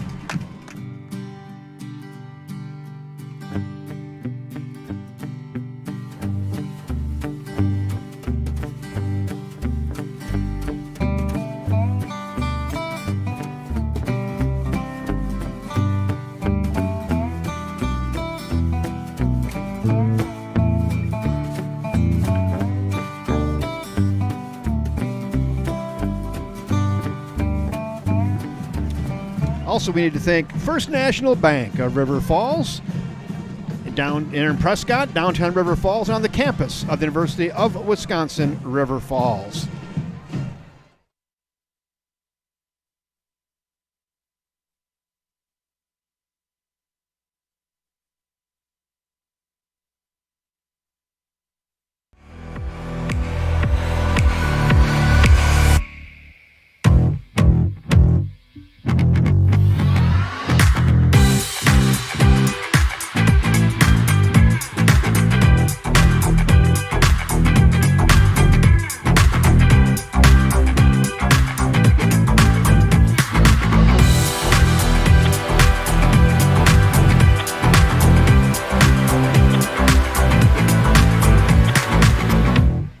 Thank you, Jeff Johnson et al. Down at the First National Bank of River Falls. Hey, Jeff, how are interest rates doing? Stabilizing? Well, for mortgage rates, yeah, they're down a little bit compared to where they were, I'd say, 7 or 8 months ago. So we've definitely seen more activity on the mortgage end. I see some building going around in town. A little bit, yeah. Single family, multifamily. Yeah, we've seen some multifamily stuff. You see that big one over behind Tattersall there. Yes. And we're part of that deal, and it's good to see some construction happening after a bit of a lull, I think, over the last few years. Yeah. So. Well, yeah, get those interest rates corrected a little bit. People will be never so happy to see 5.5% again, maybe 5%, and jump in on that. And yeah, I think we all got spoiled when we were doing mortgages in the 2 to 3% range, and that's not how it's been in history. So that's all a lot of people know too. Right. Thank you, First National Bank of River Falls. Your proud local hometown bank. How long have you guys been in business? Since 1904. So this is year 120. There you go. Yep. I have not been there for all 120, but so River Falls Municipal Electric Utility is going to be celebrating 125 years next year, so 1900. So we're both part of some pretty stable organizations. Yeah. And how long have you been there now, Kevin? It'll be 12 years. 12 years, okay, because you came to town 2013, so it'll be 12 years. A little bit after I did. So coming up on 12. So what the best decision of our lives, I think. River Falls, what a special place. Great community to live in. For us, it's just been phenomenal. Great school system and great, safe community. Nice having a college in town for sure, and close to the airport. Yep. Close to the north. Yep. I'd say, Kevin, other than the close proximity to Vikings fans, I think it's been just a great deal for all of us. Just wonderful. Everything except that. Minnesota who? Sure. We just irritated about half our audience, so that's all right. And half our staff up here. I saw Braden's packing up his bag. Yep, Braden's gone, so he's not having it anymore. See, the running back got a little dinged up, former Packer. That's pretty typical. Packers fans about guessed that. Yeah, that's too bad. Huge fan of Aaron Jones. He's a good guy. He's a great guy. And we already seen the movie, so he's going to be middle of the season. He's going to be a little dinged up. They'll take him off the shelf about December 8th, and he'll be the best running back in the league again in the playoffs. In the playoffs. Yep, that's how he is. Nobody plays harder. Yeah, so that's what you have to look forward to, Vikings fans. All right, here we go. Half 2. Wildcats will receive the football. Glad you're all here. Kevin Westhouse along with Jeff Johnson, Jacob Oddie on the camera, Braden Engstrom right here producing the thing, and Mr. Dan Jenkins behind us here doing the stats for Sarah Jenkins. Wildcats carrying a bit of momentum here after that big goal line stand at the end of the first half here. Let's see if they can convert that momentum into a score here to start the second half. Get back in this game. Let's do it. Number 8, A.J. Zadowski. Burke here on the near side. Tara Savage on the far side, standing back at his 6. Menomoni's got a big crew of players. They got about 100 of them. Kick is away. This is going to go to Burke. He'll field it on the 11.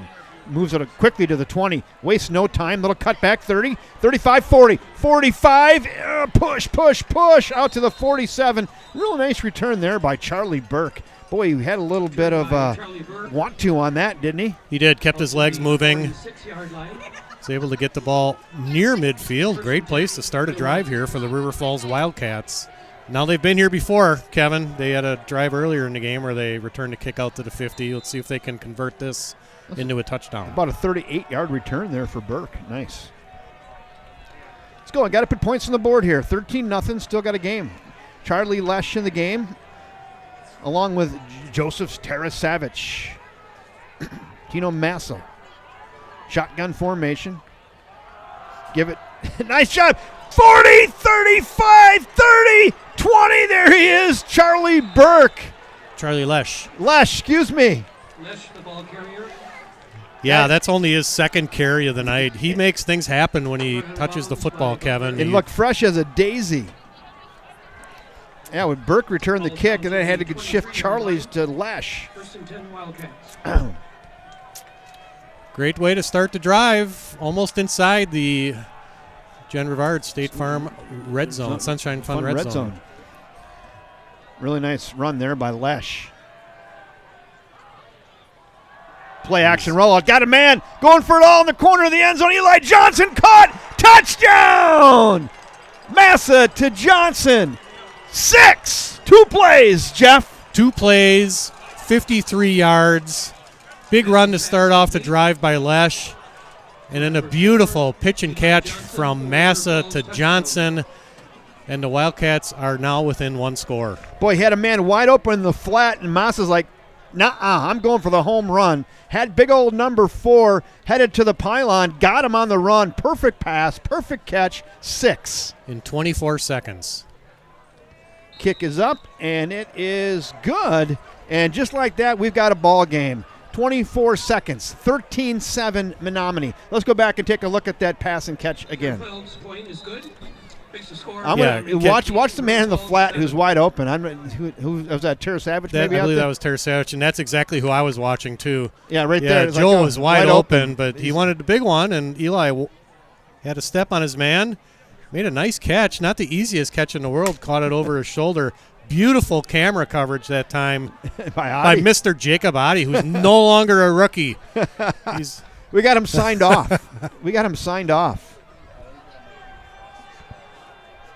Yeah, that might have been the fastest score of the season.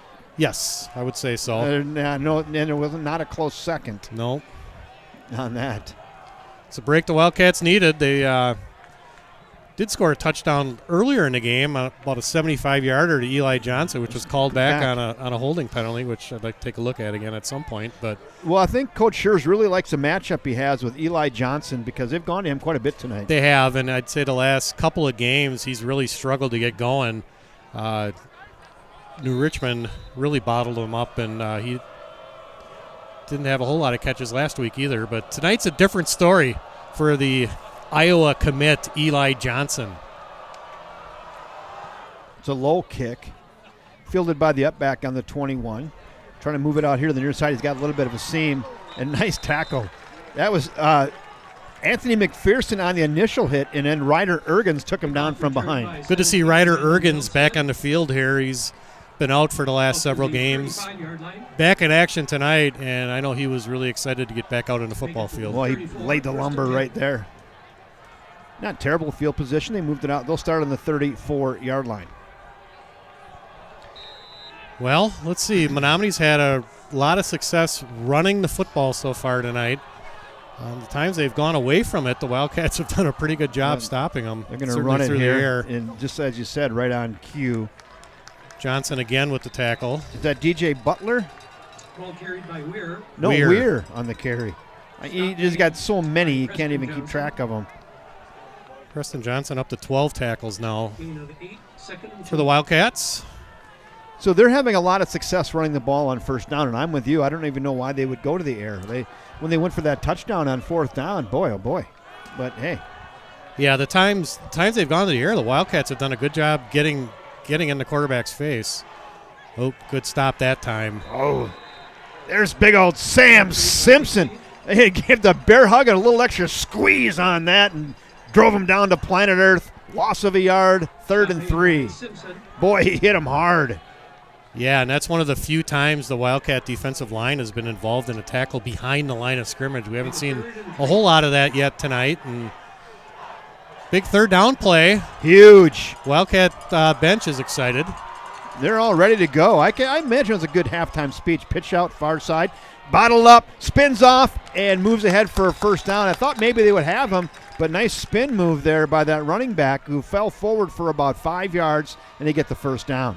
That was DJ Butler with the run. Needed 3, got about 5.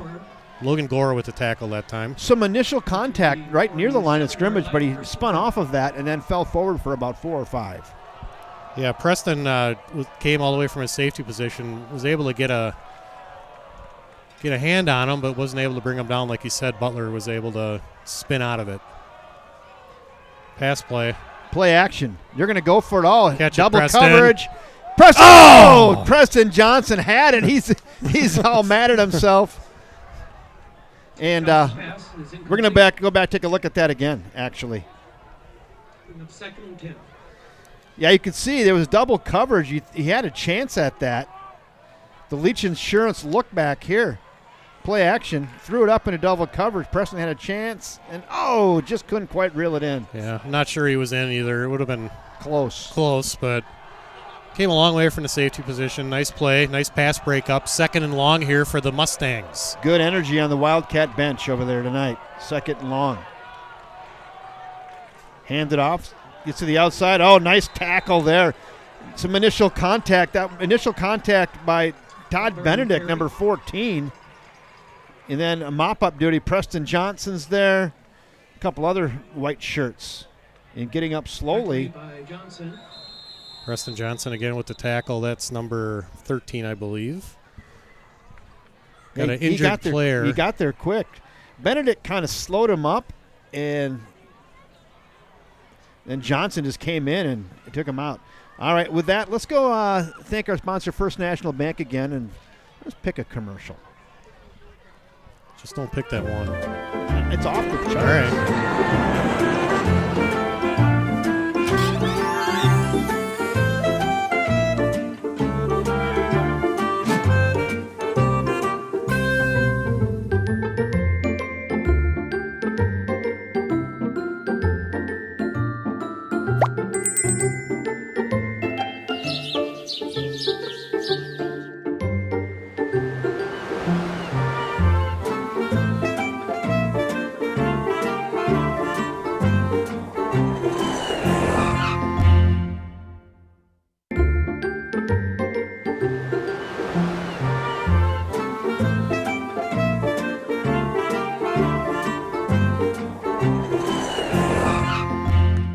Thank you, First National Bank of River Falls. I have a story to go with that ad you have there. So my wife and I are celebrating our 35th anniversary. We go to Mackinac Island, and you got to take the boat across there, and you got to pay for the boat ride and parking. And I give her my bank card, and I don't know, it was $204 or something for all of the goodies. And she goes, "Your card has been declined."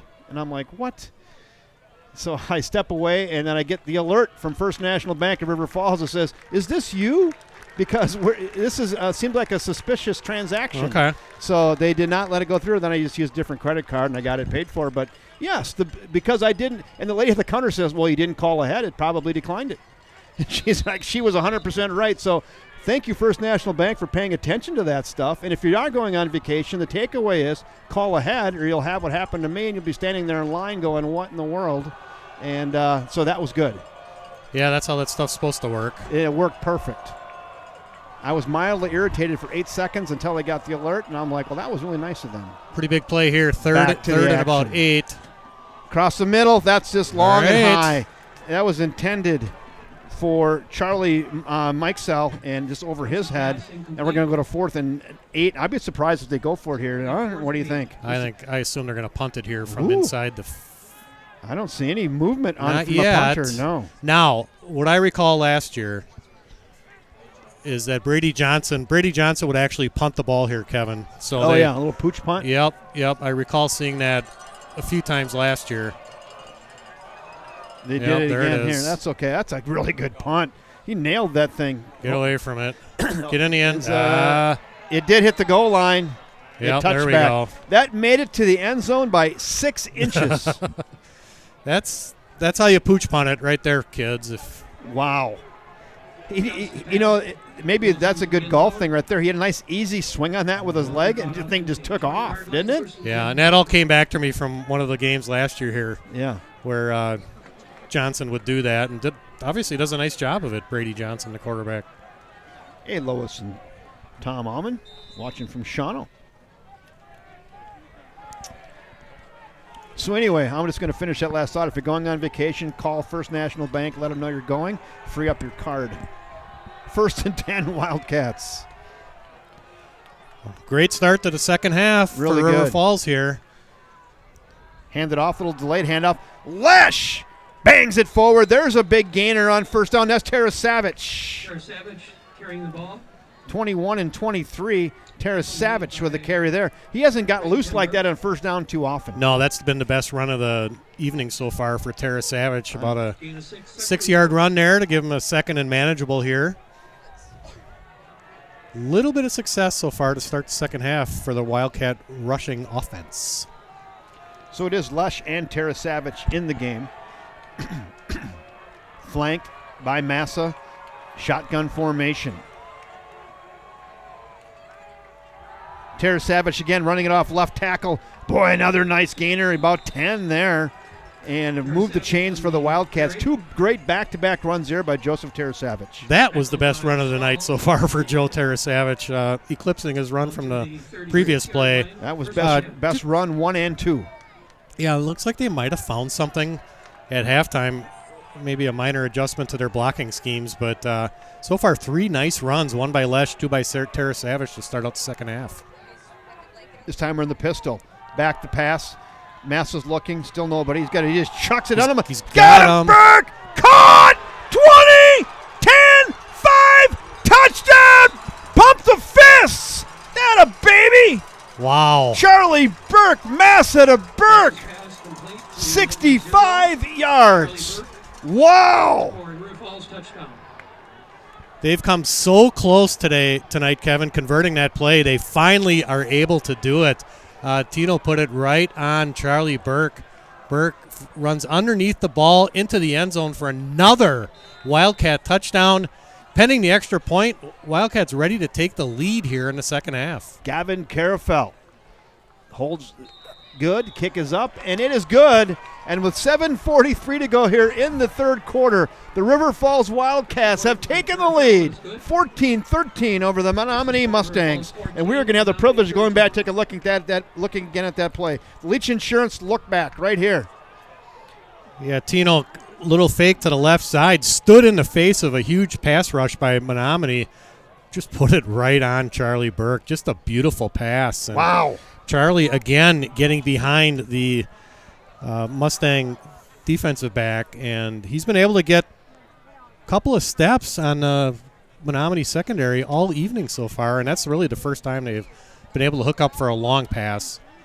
I've got Massa and Burke on the whiteboard as well tonight. Yep, for offensively, those are definitely the two guys on offense that you'd look at right now. I mean, Eli's had a great game. You know, both the Johnson boys, again, they've already won one. Yeah, I think at this point of the season, whoever's able to make plays should get it. Because we had a bag full of these things for about a month. Yes, so. yes. I'm watching Rice Lake.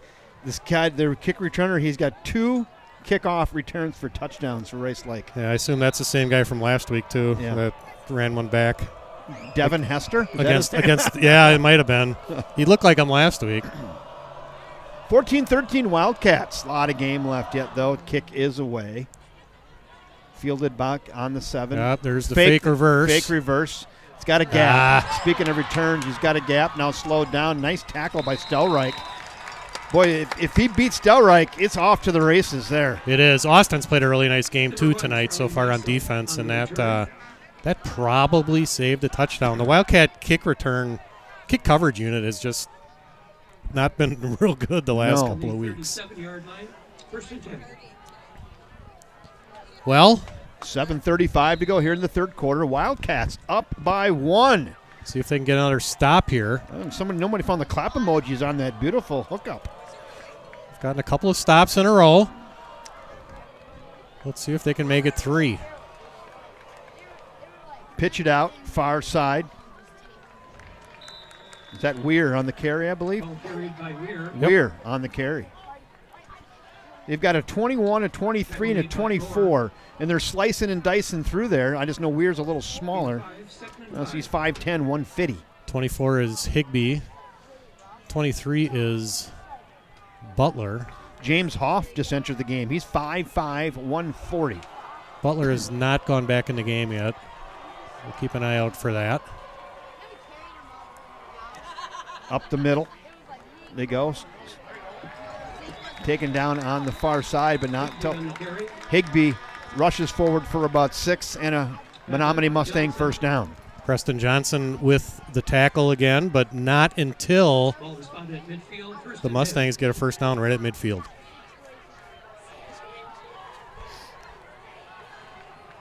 Nose of the ball rests right on the 50.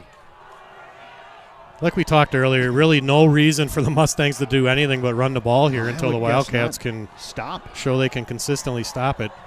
And as soon as I say that, they go with a 3-receiver look. Pistol formation. Thornton back to pass. Screen over the middle. Caught. And taken down. That's 16. 18. Luke Beistel, I believe, on the catch.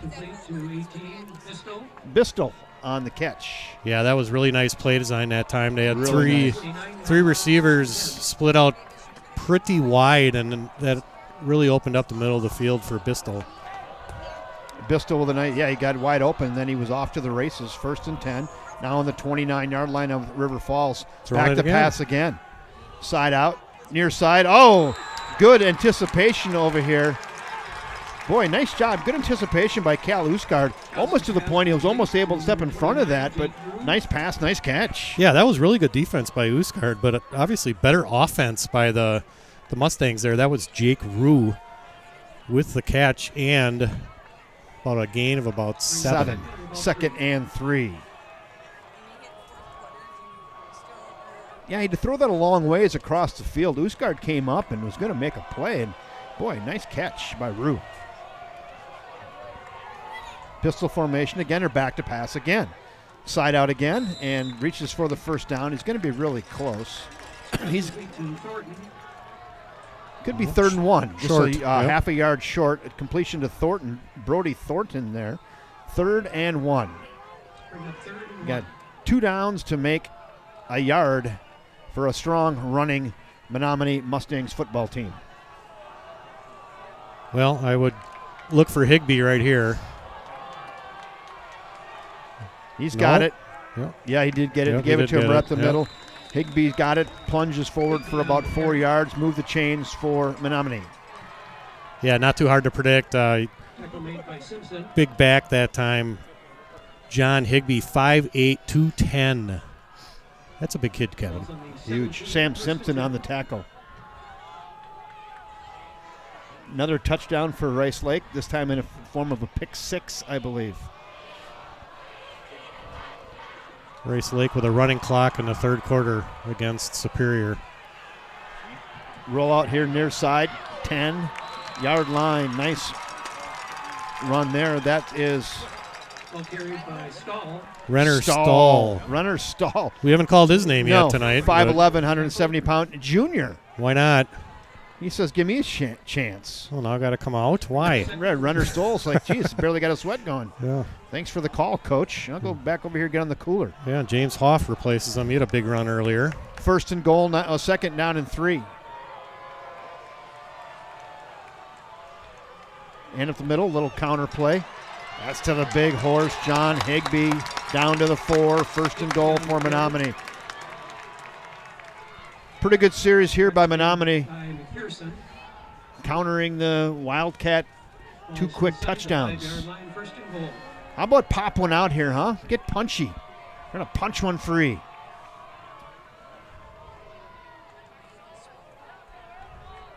First and goal from the 4. Runner Stahl shuttles the plane from the sideline.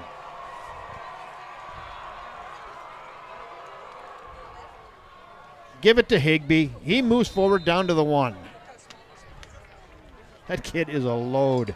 5'8", 210. Little remnants of John Kuhn, maybe, huh? Kinda, yeah. Yep, a little, shorter kid. Yeah. Runs low to the ground. Yeah. Always plowing forward. Yeah. I don't know if we've stopped him for no gain yet tonight. No. And I'd go back to him here. They do. Higbee off tackle, walks in, touchdown Menomonie. And Menomonie regains the lead. It's a pretty easy handoff to Higbee, runs off the right side of the line, and they get in for 6. Yeah, they're going to go for 2 here too, Kevin. Great answer by the Menomonie offense that time. Wildcats briefly took a 1-point lead, but Menomonie with a pretty good kickoff return to start off the drive, and then they had a nice mix of both running and throwing the ball in that drive. Wildcat defense getting maybe a little worn down. Ball will be placed on the 3. And look, Menomonie's looking for a play. They're going palms up to the bench. Like, give us something.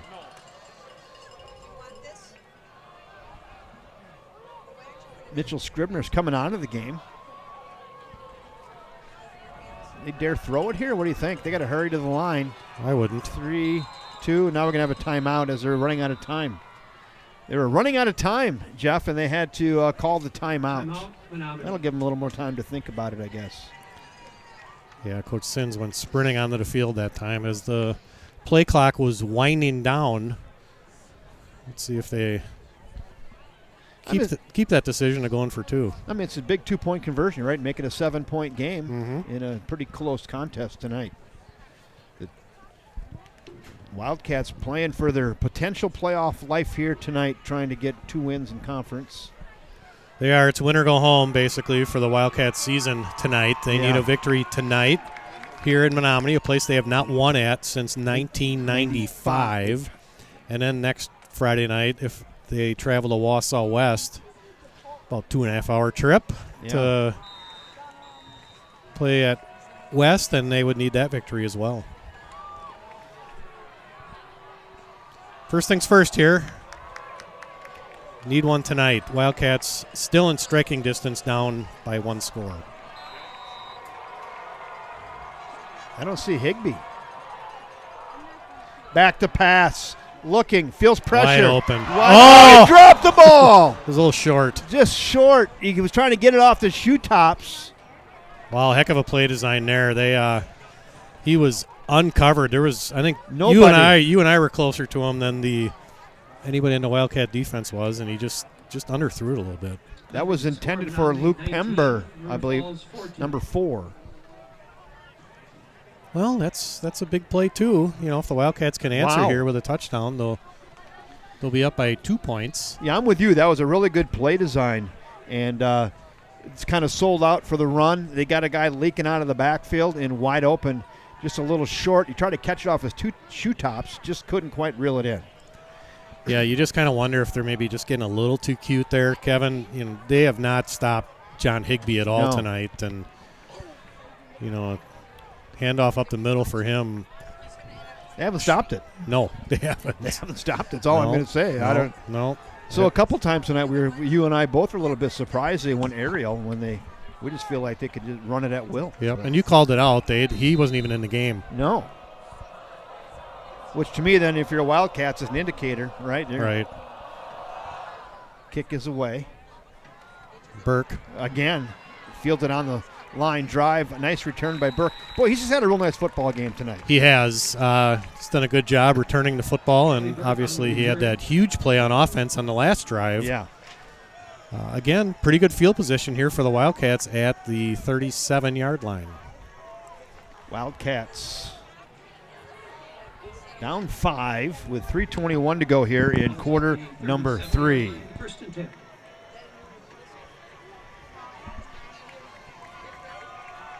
Kevin Westhouse along with Jeff Johnson bringing you the action.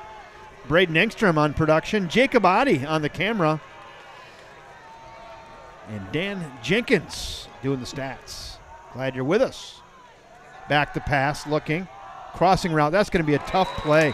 They were trying to get it to Novak. We haven't called his name all night, and he was well covered. He was very well covered. You called it, Kevin. That was Renner Stoll with the coverage right there. That's textbook defensive back play by Stoll that time. He got inside of him and just didn't give any opportunity, no window for Massa to throw that into at all.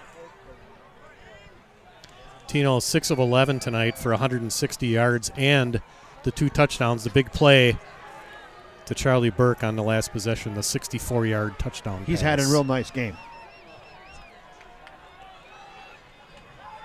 Rolls out, looking, got a man. There he catches him. Mason Novak. Again, not that open, but really a nice pass by Massa. Yeah, that's they've gone Mason a couple plays in a row here. I do not believe he was targeted at all prior to those 2 plays. Again, another really nice throw by Tino that time. Really nice. On the move, going to his opposite hand. Left, throws across and just drops it right in there on a pretty well covered Mason Novak. Not easy to do. This time they'll hand it off to Lesh. Falls forward for about 5. 2nd and 2. Again, in the first half, the Wildcats would run plays like that, and they'd gain maybe a yard. If they're lucky, 2 yards. And second half has been a little bit of a different story for the Wildcat running game. Lesh has had a couple of nice runs now. So has Tara Savage. And Wildcats marching again inside Mustang territory. Lesh in the game now as a lone back, flanking Massa. Eli Johnson split out up top, Burke down low. Back to pass, looking. He's got him. Going for Johnson, up, and can't get him. Yep, There's a flag. Yep, you betcha it is. Boy, he got right up in his chili, and flags everywhere on Eli. And Eli's a little bit dinged up, or he's just very tired. Might be a little tired. Yeah, the ball was underthrown that time, and Eli had to come back for the football. That's a tough play for a defensive back to make. We're going to go back, take a look at that again. Throws it up. Eli had a couple steps on him, and he jumped right up into his face before the ball got there. Yep, exactly. That's a 15-yard penalty in high school football. Automatic first down for the Wildcats. And knows the ball now is on the 24-yard line. I tell you what, Jacob Adi kind of camera tonight. Pretty impressive, the kid. Like we said, no longer a rookie. No longer a rookie. This is going to deepen our bench a little bit more. Yep. Jacob, stay close to the phone. Massa hand out to Tara Savage. Cuts up through the hole. Nice gain again. All of a sudden, this second half, they found something, like you said, they like, and they're getting a much better gains on first down than they were in half one. Yeah, a bit of a counter play right there to Tara Savage. Running behind the strength of that Wildcat offensive line. Rivard, Simpson. Nice gain of 7 yards. 2nd and 3. As we enter the Sunshine Fund Red Zone, brought to you by State Farm Insurance and Jenny Rivard. We've just been running right through the red zone tonight. We have. Haven't stopped there and said hello much.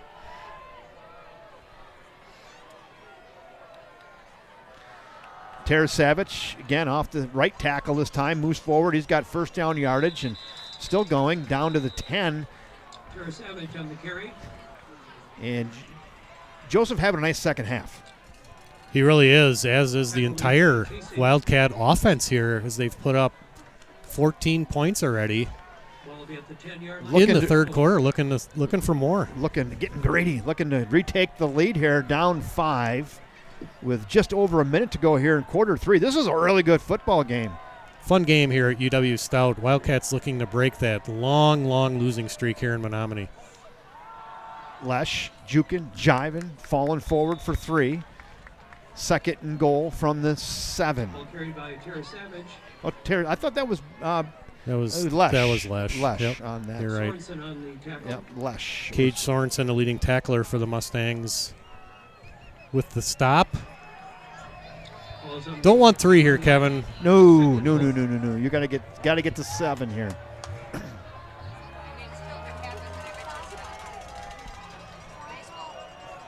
Look for Eli on the right side there. There he is. Roll out, looking in the flat. Got it. Oh, and he falls down on the Joseph Terasavage, trips over the 5 and falls forward to the 3. He was headed in. I think he was too. His feet just got out from underneath him a little bit, tripped down. 3rd and goal from the 3. And that'll be the last play of the third quarter. Coach Schurz and his staff will have some time to think about how they're going to attack this here. 2 plays to get 3 from the 3. Wildcats down by 5. 3 quarters in the books now from UW Stout on the campus here in Menomonie, Wisconsin. It is the River Falls Wildcats 14, the Menomonie Mustangs 19. We're going to quarter 4. We had a feeling about this, Kevin. We talked about it before the game. We did. I don't know. It's just something different about tonight and the record and, the immediate need to have this game to keep your playoff hopes alive. And Menomonie, maybe a little bit of a down year. Not terribly down, but ripe for the picking maybe, huh? Yeah, Menominee's they're very likely in the playoffs already. They have a 5-2 record overall, 3-2 in the BRC. Wildcats obviously fighting for their lives here tonight. Had a good game last week at Rice Lake, even though they came up short on the scoreboard, and they've carried that over into tonight's game. Some stats here, if you'd like them, Kevin. Let's hear them. Sarah Jenkins stats. Not Vito Massa. That's his brother. Tino Massa, 7 of 13 for 180 yards, 2 touchdowns. Tara Savage has gotten going a little bit, 12 rushes for 41 yards. Charlie Lesh, 3 carries for 38 yards for the Wildcats. Receiving, Eli Johnson, 3 receptions for 75 yards. Charlie Burke, 2 receptions for 69 yards. Mason Novak, 1 catch for 20 yards. Defensively, Preston Johnson leads the way with 14 tackles.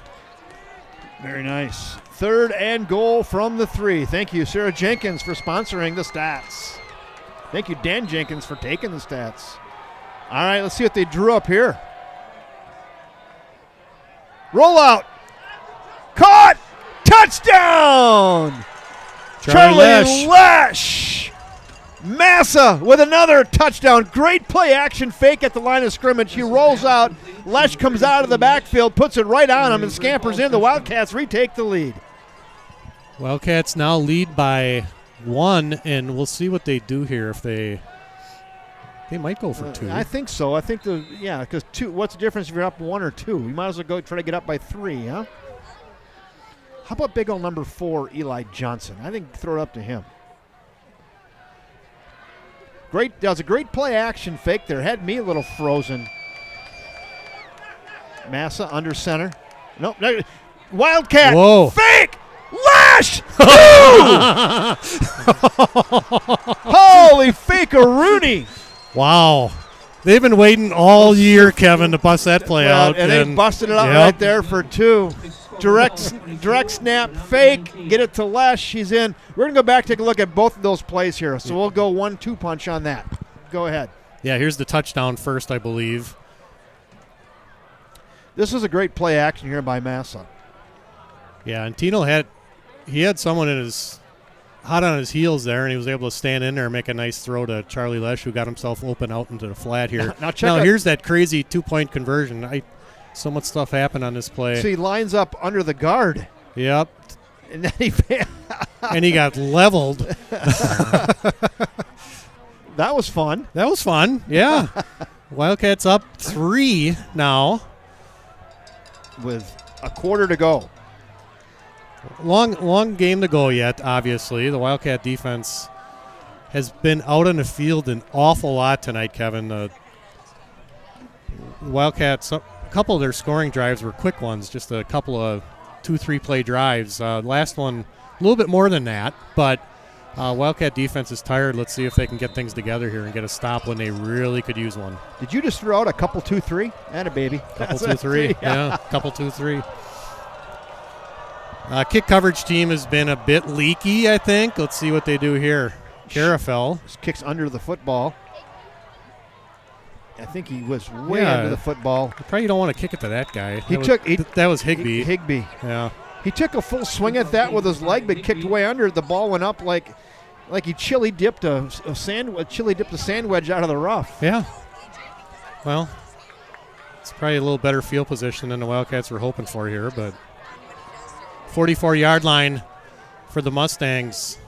On their heels a little bit here at UW Stout. Yeah, they're not in this position too often at home. Against the Wildcats, it's been since 1995. Wildcat bench is up and they're ready to go. Pitch out here, far side. It's Butler again. He's back in the game. Blockers in front of him. How about Preston Johnson with another tackle? Oh! I don't know. It's a high tackle. What are they calling there? They're going to call a horse collar, which I don't know about that. We got a replay to look at that, Jeff. Here, let's watch the call first, and then we'll go back take a look at it. We do have that. Let's see what the call is first. They're talking about it. Want to go back take a look at that, and then we'll tell you what it was. Personal foul, horse collar tackle. You guys can decide here. Now Preston coming from his safety position. Yeah, maybe. Maybe. Yeah. I saw the top of his jersey move, so maybe. That's too bad. Yeah. Good hustle. It was good play. It was tackle number 15 for Preston, but got him a little bit behind the neck there. Hey, Anthony Hanks says, hey, you have to give some credit to that center on that 2-point conversion. I think so, too. Yeah, no doubt about it. And now it's just well executed. Like you said, they've been practicing that all season and waiting for that, and there it was. If there's ever a time for a turnover, this would be a good time. Apple turnover. It's been a long time.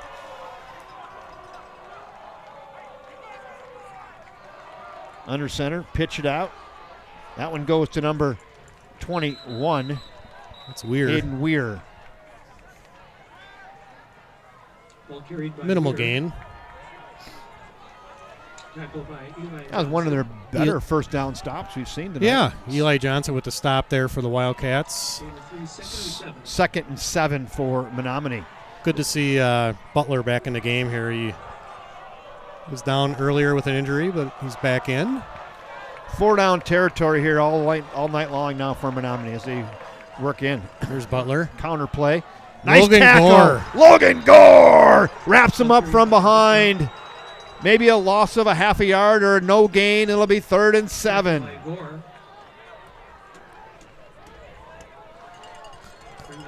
Clock ticking as we near the 10-minute mark here of the 4th quarter in this game here at UW Stout. 3rd and long here for the Mustangs. 2 downs to make 7 here for Menomonie. Hayden Weir back in the game for the Mustangs. Where's Higbee? You even see him in there? Nope. I don't even see him in there. He's not. Weir flanks Brady Johnson. Johnson back to pass. Looking, he's got all day. Rolls out to his right. Now getting chased, flushed out of the pocket, and throws it away. Nope. That's a catch, but he's out of bounds. Well, that's 4th down. Let's see what the Mustangs do here. Think they'll go for it, Kevin? I think you got to go for it here. Yep, I'm going to say they're going to go for it. 4th down and 7. They're certainly not going to bring their punter on the field. There's no No. reason for them to do that. If they do anything, they'll have Johnson do that pooch kick again. There's a lot of time left. There is DJ Butler in the game now, running back for Menomonie.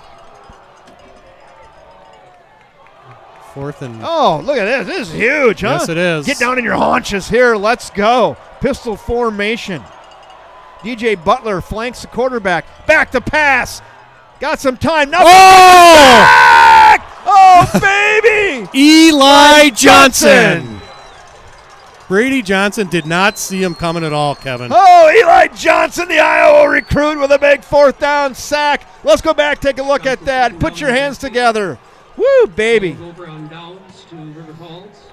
Yeah, Eli Johnson lined up on the top of your screen there, right above the left tackle, and he just flat out beat him. Beat him? He beat a double team block. Johnson did not see him coming. Nice job, Eli. Wow. Now, Wildcats playing from the front. When's the last time we played from the front, Kevin? It's been A long Superior? time. Yes. Yeah, it's been a long time. 1st and 10. Huge drive for the Wildcat offense here. 9:59 to go in the contest. They can go up 2 scores. Both backs in the game. Give it to Joey. Cutting back. Look at the kid go down to the 40, down to the 37-yard line. Joseph Terra Savage ricks off a big 17-yard gain.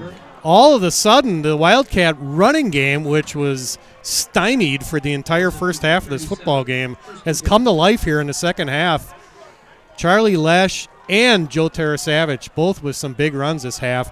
Big shout out, big kudos to that Wildcat offensive line, really doing the job here in the second half. Really nice job by the O-line of the Wildcats.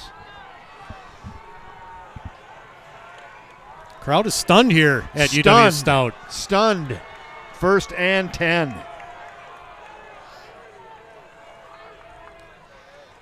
Massa hands it off. Terasavage falls forward for another 6 or 7. They're going to give him 7 on the play. He's running hard. He really is. No, and now this guy says no, only 6. The offensive line's opened up some really nice holes. Those runs up the middle were getting nothing in the first half, and now they're getting 5, 6, 7 yards of crack here. Here comes Charlie Lesh back in the game, replacing Dumont. 2nd and short. Might not be a bad time for play action here, Kevin. Novak, maybe, huh? You got Novak and Burke split up top. Eli Johnson, tight end here on the near side. Massa. Now we're just going to hand it off. Well, might as well. It's working. Hang on to the rock. Moves it forward near first down yardage. Near side referee signaling third down. Tara Savage on the carry again there. It'll be 3rd and 1.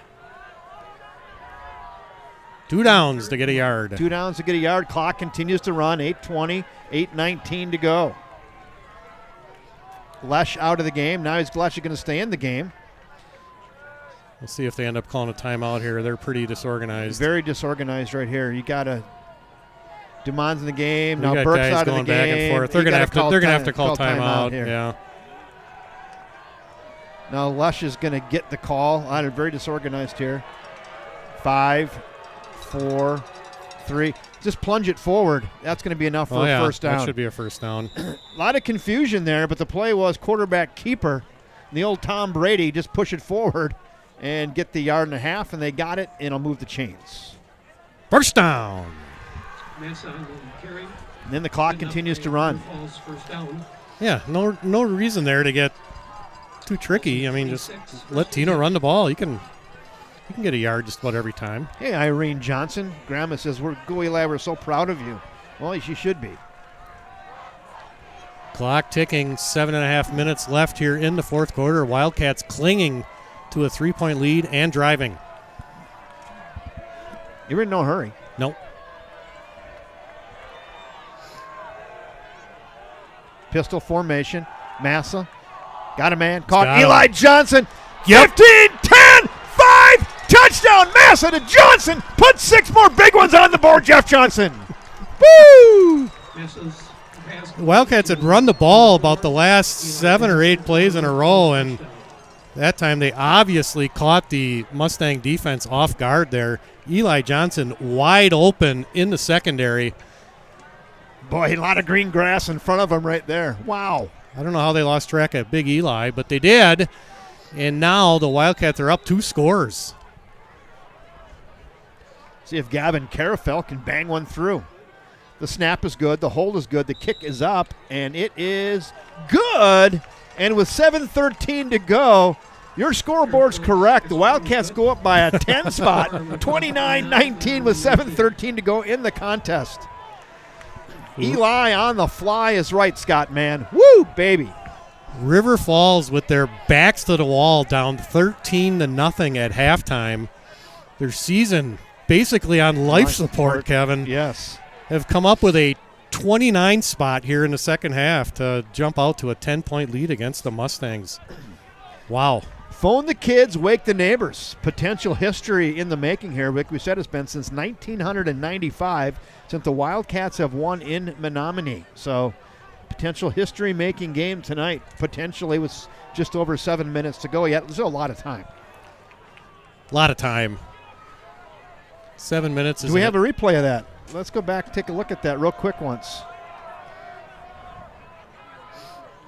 Yeah, wide open in the flat, and then he was just basically almost walked it in from the 15. Yeah, there's Eli. Just nothing fancy about that, and he broke a tackle, and right in he goes. Eli now 4 catches for 102 yards for a touchdown. Outstanding.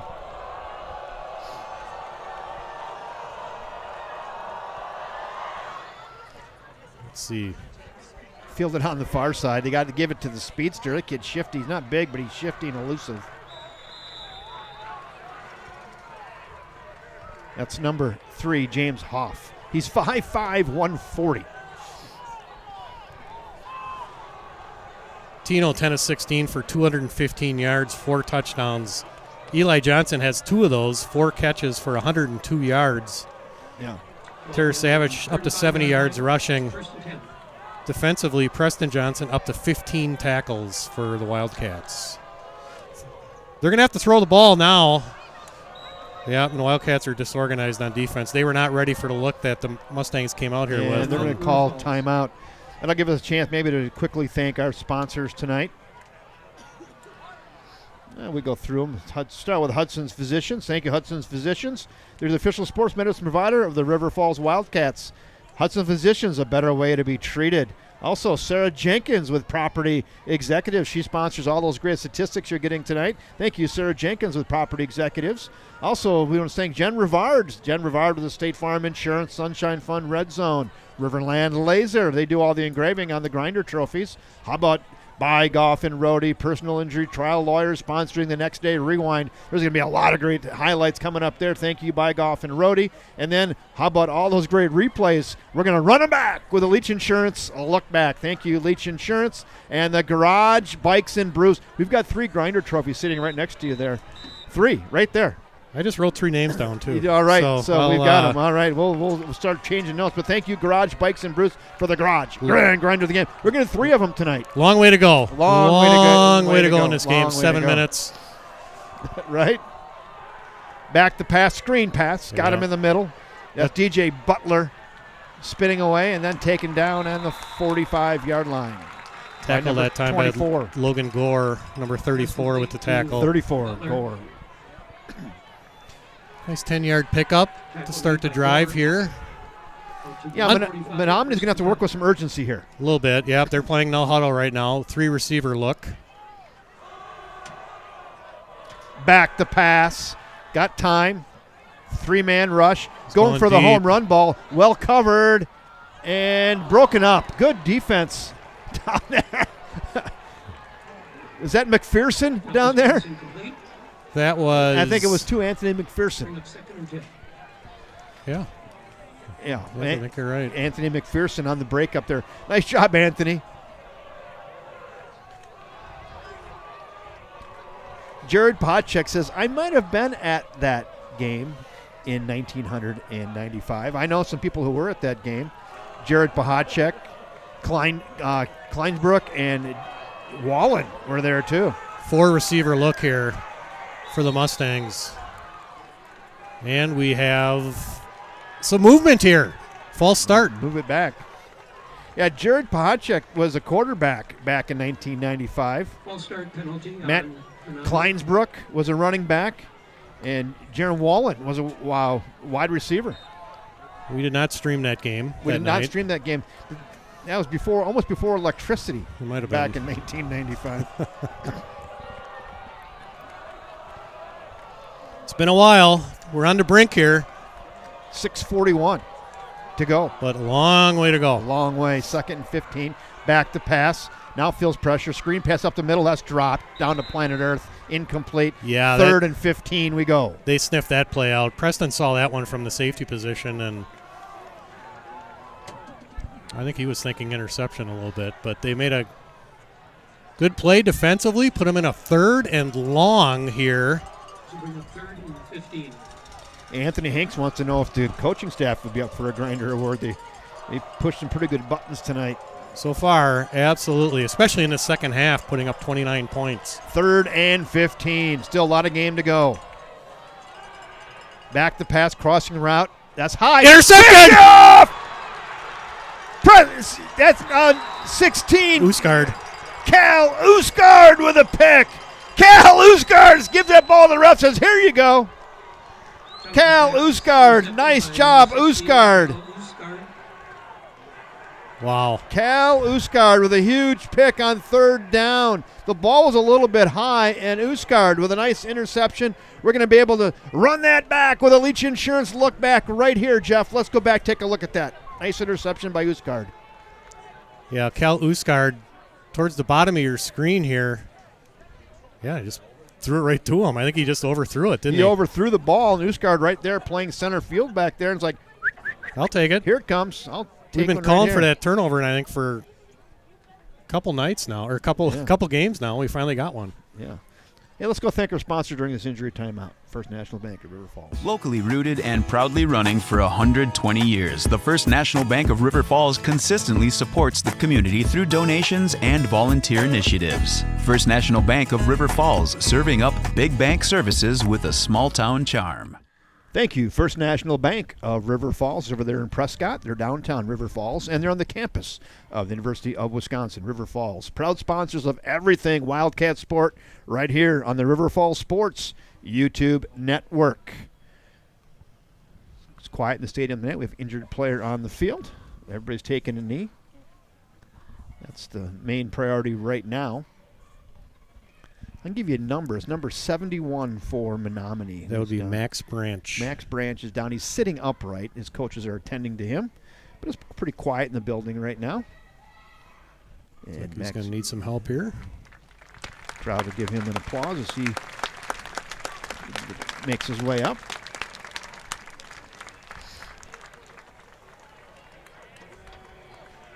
I don't know what Coach Scheer said to him at halftime, but whatever he said to him was the right thing. Push the right button, because this offense and defense have both come to life here. Hey, Jeff, let's compare some notes here. So so I'll see if I match. So, hold on. Let me get over here. Hold on, let me see if I match. So we got here, that. Okay, so I'm going for some repeats, but that's up to you. Since it's been it's been a while. Yeah, I know it. But yeah, definitely got to go there. He's having a real nice game tonight. Yep. I mean, these two guys are just having a stellar game as well. All right, there's a nice run that time by Tara Savage. Still going. He's having a nice game tonight. He's having a great second half. He pushes that forward for 16, 17 yards. Tara Savage, the ball carrier. Wow. John Gretz says, I watched that game in 1995, and Jared Bohacek led the Cats in an awesome game. My boys are sick of hearing about the tombstones going down. I've heard a lot about the Tombstone game. It'd be nice to give him something else to talk about here. Tara Savage has had a big second half, like you just said, Kevin. Yeah. And again, we got to really shout out the Wildcat offensive line. They've done a good job pushing the defense. 1st and 10. Clock 5:47 and running. Ball's on the ground. Just get on the rock.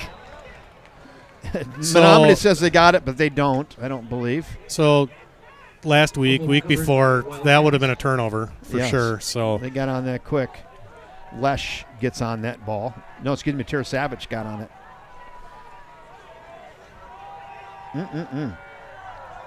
Clock still moving. Nearing the 5-minute mark. Menomonie has 2 timeouts remaining. Wildcats in no hurry. So I got 2 obvious grinders tonight, both the Johnsons again. So the question would be, do we want to do the repeats or not? Because they've earned the award tonight. There's no doubt about that, right? There's just no doubt about it. And I think the other one would be Tino. Tino, Massa, and I like Charlie Burke as well. And he's on high up on my board as well. So trying to get the rock out of there. Tara Savage runs it forward. So some of the things that go unnoticed tonight by Burke is some of his kickoff returns as well. Yeah, we'll go through some of these numbers right now. Tino, 10 of 16 for 215 yards, 4 touchdowns. Some of the other guys we just talked about. Eli, 4 catches for 102 yards, 2 touchdowns, and then he had that big sack, if you remember, too, Kevin, on that 4th down play that stopped the drive. Preston has 15 tackles tonight. That's a lot. I mean, so like I said, that's a lot. So here's where I'm going to pickle, because I think both Preston and Eli have earned the award tonight. But if we go with 2 other guys, then you got to pick one of the Johnsons, and then that's a pickle. Yeah, that's a pickle, and they've won it. I mean, if they're able to pull off a victory here in Menomonie, I think you go seniors, or maybe I don't know. Or we just give 2 out. So, hey, how about the folks at home? What do you think? Yeah, what do you think? Let us know what you think. That's the good thing about a game like this, where you score 29 points. You have a lot of candidates. Defensively, the Wildcat defense is bent all night, but really good. They haven't broke. Menomonie was able to put a couple of nice drives together, but for the most part, they've done a really good job against a high-powered Menomonie offense, and they've really shut down their passing game. 1 timeout left for Menomonie. 29-19 River Falls. In Menomonie. Hasn't happened since 95. Handoff. Get it to the outside. There's Charlie Lesh moving forward. Gets back to about the original line of scrimmage. It'll be 4th and 10. And I think they'll use their last timeout, I believe, huh? Or not? Yeah, they did. Yes, they did. So, interesting here. You have the ball inside the 30. I think they go for it. I think probably a little far to try to kick a field goal, because And punting isn't going to get you a lot right here. Well, that's the only other option I think you have is a little bit of a pooch, but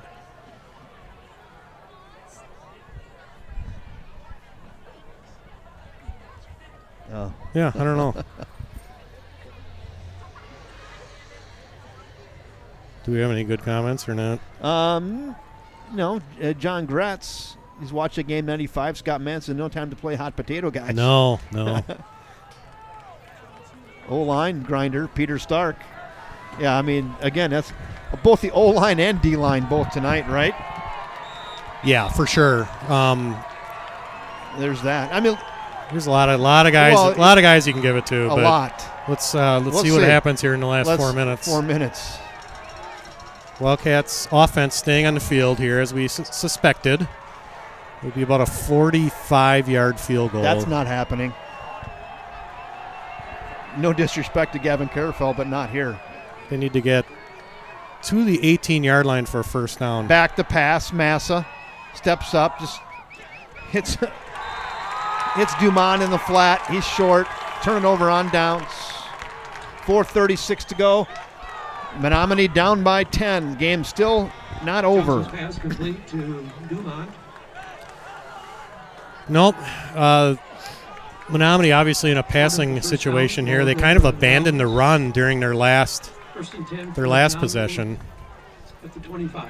Yeah, Vito says, I know he's my brother, so I'm a little biased, but Tino Massa for the grinder, I think he's got it tonight. He's got one of them. Yep, for sure. He's got one of them. Yep. 3-receiver look here for the Mustangs. Back to pass. They've run that a few times tonight. That's a nice catch here on the near side by number 1 from Menomonie, Ray Pember. Only a gain of about 5.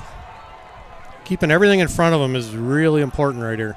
They get out of bounds, though. Only took about 5 seconds off the clock. Menomonie out of timeouts.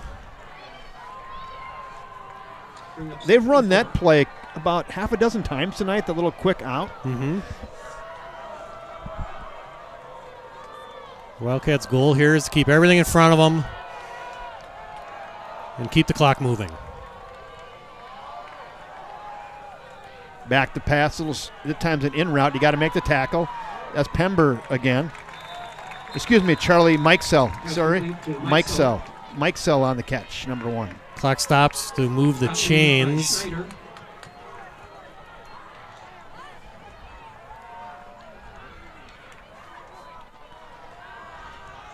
Back to pass. Might have been tipped. That's a nice side out. Nice catch on the far side. Who do you got on for a number over there? That was 28, I think. Jake Anderson knocked out of bounds. 20-something. Yeah. Far side. That's long. 29. Jake Rue. Rue. First and 10. Johnson knocked him out of bounds. It was.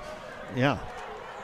Hey, Marty Paulson says, hey, you had Nolan Hopeful, number 27, the first half. Yeah, he had a real nice first half. He did. He was on the whiteboard in the first half. Hopeful did. Called his name a lot. First and 10, just over the 50. Back to pass again. Feeling some pressure now. Eli Johnson with another sack. Eli Johnson. Yeah, the referee's got a holding penalty. Downfield. Yeah, Blake Schneider basically tackled the receiver, so that's going to be a hold. That's going to negate the sack. Holding in the secondary by the Wildcats. Yeah, he didn't really need to do that either. He was covered, and because I was watching that part of the play. Definitely a hold.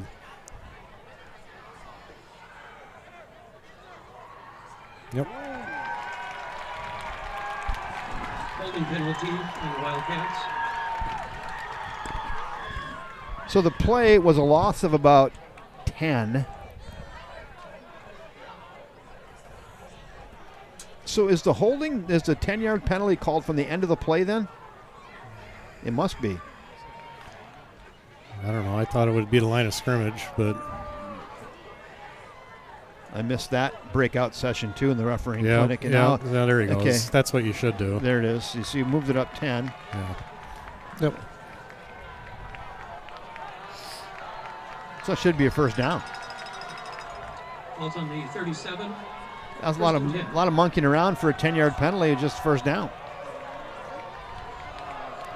Still, only about 30 seconds have come off the clock. Yeah, a lot of ball game left here, Kevin. This game is far, far from over. Far from over.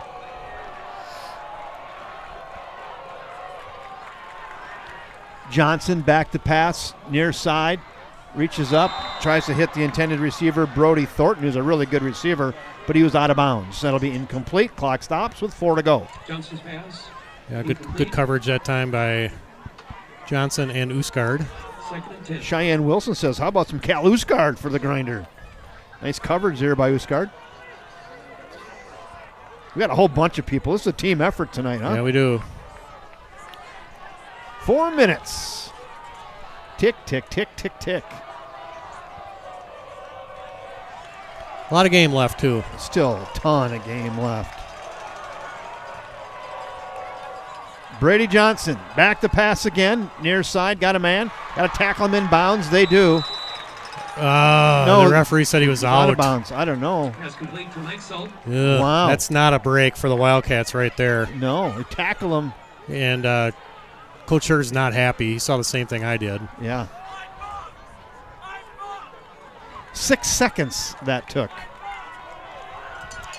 Falls at the Third and short. 31. 3rd and 1. In the game is number 21, Hayden Weir for the Mustangs. 3rd and 1. Mustangs make their way to the line here, 3rd down. Weir flanks Johnson at quarterback. They give it to Weir. He bounces it to the outside. He's got first down yardage and more. And he's taken out of bounds. The clock will stop again as he gets out to the 18. They're doing a great job, Jeff, getting out of bounds on all of these plays. They really are. They're doing an excellent job of hardly using any of the clock here. They've used a little less than a minute to go all the way down. Yep. Still a lot of time left. Clock has stopped, so the Mustangs can huddle up here. First and 10. Down 2 scores. Rob Derry, everyone gets a grinder. They could go Oprah Winfrey on him, and you get a grinder, and you get a grinder. Still a lot of game left, though. 3:49. Still in doubt. Johnson back to pass, a little inside screen. Picked off! Far side! He was going to flip it back! That might be your dagger. Cal Uskard, his 2nd interception. Put him on the grinder list, Jeff. Those are 2 huge interceptions by Uskard. Cal Uskard. We got that one again? Got it? Did you get that one? Yeah, we got it. 2nd interception of the game by Uskard. Yeah, Brady Johnson's just made some uncharacteristically bad throws. Yeah, that was way out in front of him. Yeah, I mean, it was. Oh, baby, somebody find a clap emojis at home. Wow. If he puts that ball on him, he could be running for a long ways, too, and he just put it. He was way out in front of it. Cheyenne Wilson, she was way ahead of it on that. 2nd interception of the game. Those are both big, Jeff, like game changers, Yep. right? Absolutely. Now the Wildcats, 3:44 left here. A lot of running plays here. Just hold on to the ball. And the clock will run now, up by 10. All right, we'll go through some numbers here because I'm sure these plays are going to take a while. The Mustangs cannot stop the clock at all. They're out of timeouts.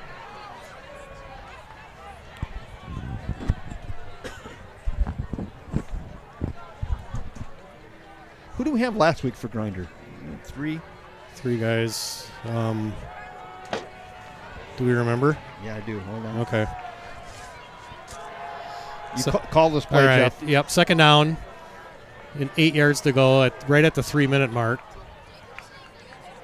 There's the give to Tarasavage. And he is. That's a first down for River Falls. Yeah, Wow. The Mustangs know the run's coming, and Wildcats are still able to get the first down. Yeah, Uskar last week. Oh, yeah, he did get it last week. Yep. So who's got it last week? How did we forget that? Right. Okay, the numbers so far, offense, Tino Massa, 11 of 17, 217 yards, 4 touchdowns. Running, Tara Savage, 17 carries, 87 yards. Lesh, 4 carries, 41 yards. Receiving, Big Eli Johnson, 4 receptions, 102 yards, 2 touchdowns. Charlie Burke, 2 receptions, 69 yards, 1 touchdown. Let's see, what else do I got here? Defense, Preston Johnson, 15 tackles. Eli Johnson, 9 tackles. Austin Stelright, Logan Gore, 7 each. Defense has been on the field a lot tonight, Kevin. They have. Those are your numbers from compliments of who, Kevin? Sarah Jenkins. There you go. Property Executives. There it is. Thank you, Sarah Jenkins. 612-703-3944. You caught me off guard because I was going to make a decisive decision on the Grinder trophies. All right. Jeff, you know what? I have one more at home. I saw in the box that I had from earlier in the year. So we're going to give out 4 tonight. All right. Tino Massa, Charlie Burke, Preston Johnson, and Eli Johnson. All right. That works for me. There you go. So one of them's going to have to wait to get their award. I'm going to make your son wait because I know we're going to get it to him. Yeah, he won't be able to find it in his messy room anyway, so it's probably under a pile of clothes that needs to be washed. How many tackles for Preston? 15? 15 is what we're showing here. That's huge. Hold on to it. Drew Strippin. Clock continues to run. Well, that makes next week's game at Wausau West big. All of a sudden turn into a huge game. Huge game for the Wildcats. Number on the stop. 3-4 in the conference, you get a shot at the playoffs. Yeah. It's not a guarantee, but you have a shot. There's several 3-4 teams that get in every year. And I believe part of the formula is strength of victory, and this victory over the Mustangs is going to look really good on the Wildcats' resume. So I'm going to make my way down to field side. It's going to take me a while. Yep. Again, your garage gridiron grinders: Charlie Burke, Tino Massa, Eli Johnson, and Preston Johnson. You can remember all that by the time you get down there? Okay. All right. There's the give that time to Charlie Lesh. Put up when we get down there, you put up the Garage Bikes and Bruce logo. Do you need this? I'm gonna take that one. I'm gonna take the other handheld one too, just in case. Just in case. Yeah. Back up. So do I pull this up? Sorry. I'm gonna turn this off here. That's bad television. Apologize. There it is. So I got it. Jeff, I'm on 4, so you're gonna want to turn 4 up down there. Which is on the far right there. Yeah, when I get down there. Yep. Okay. Well, I'll see you field side. All right. Looks like we're gonna break the jinx. You get the pleasure of calling this since 1995 call. All right. We'll see you field side. Under 1 minute here. 3rd and about 4 yards to go for the Wildcats. The give to Tara Savage, and let's see, about a yard short, I think.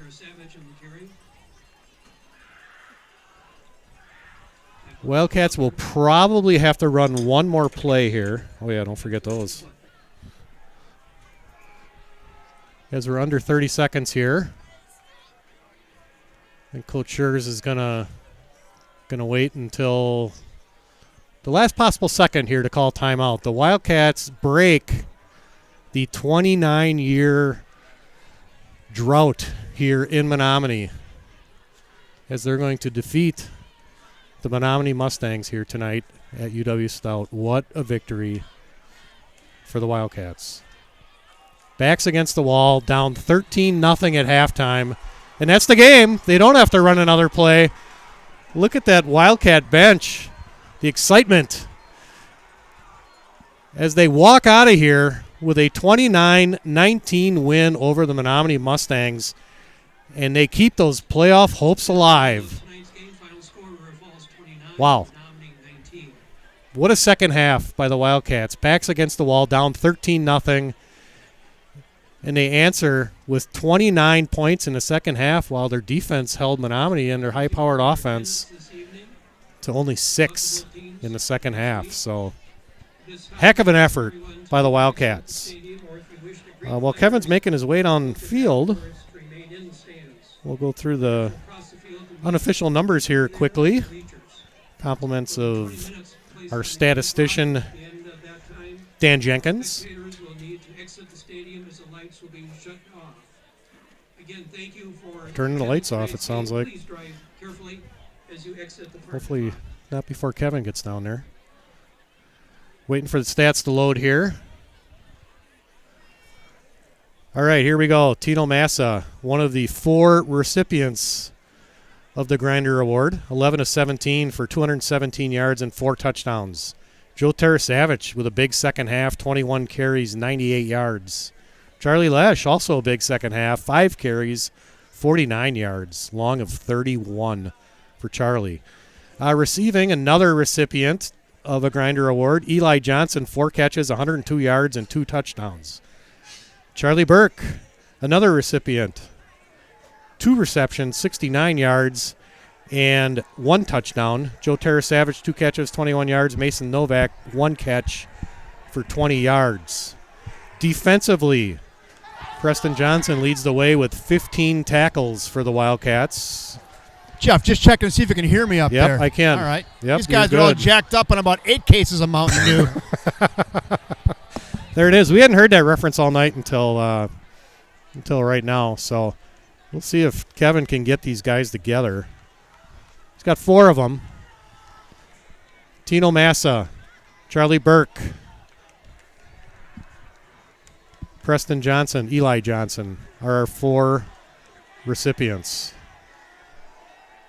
Should be a good interview. Next week, the Wildcats will travel about 2.5 hours to Wausau West to try to keep their playoff hopes alive. Wildcats improved their record to 3-5, 2-4 in the Big Rivers Conference. Menomonie Falls do 5-3, 3-3 in the Big Rivers Conference. Wildcat fans are wanting to storm the field, it looks like. I don't think the security guys having any of that.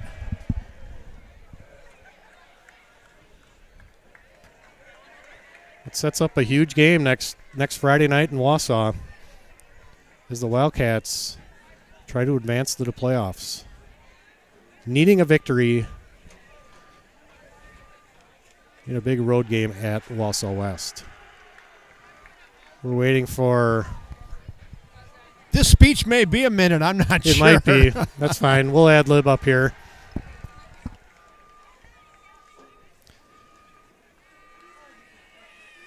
Yeah, we had a feeling before the game. We talked about it in the pregame show. Something just felt a little bit different about this tonight. And I think it was kind of some of the momentum that was built last week against Rice Lake, even though they lost that game. And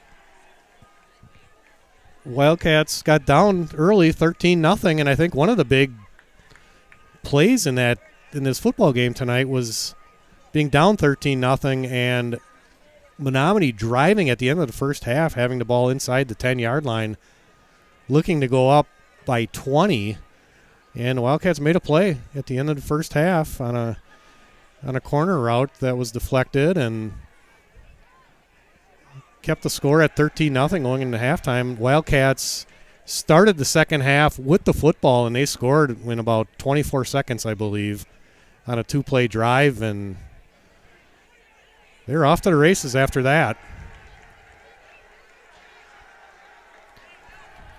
Look at that Wildcat team there. That's as excited as I've seen them all year. It's been a long, long time since they've won here in Menomonie. 29 years.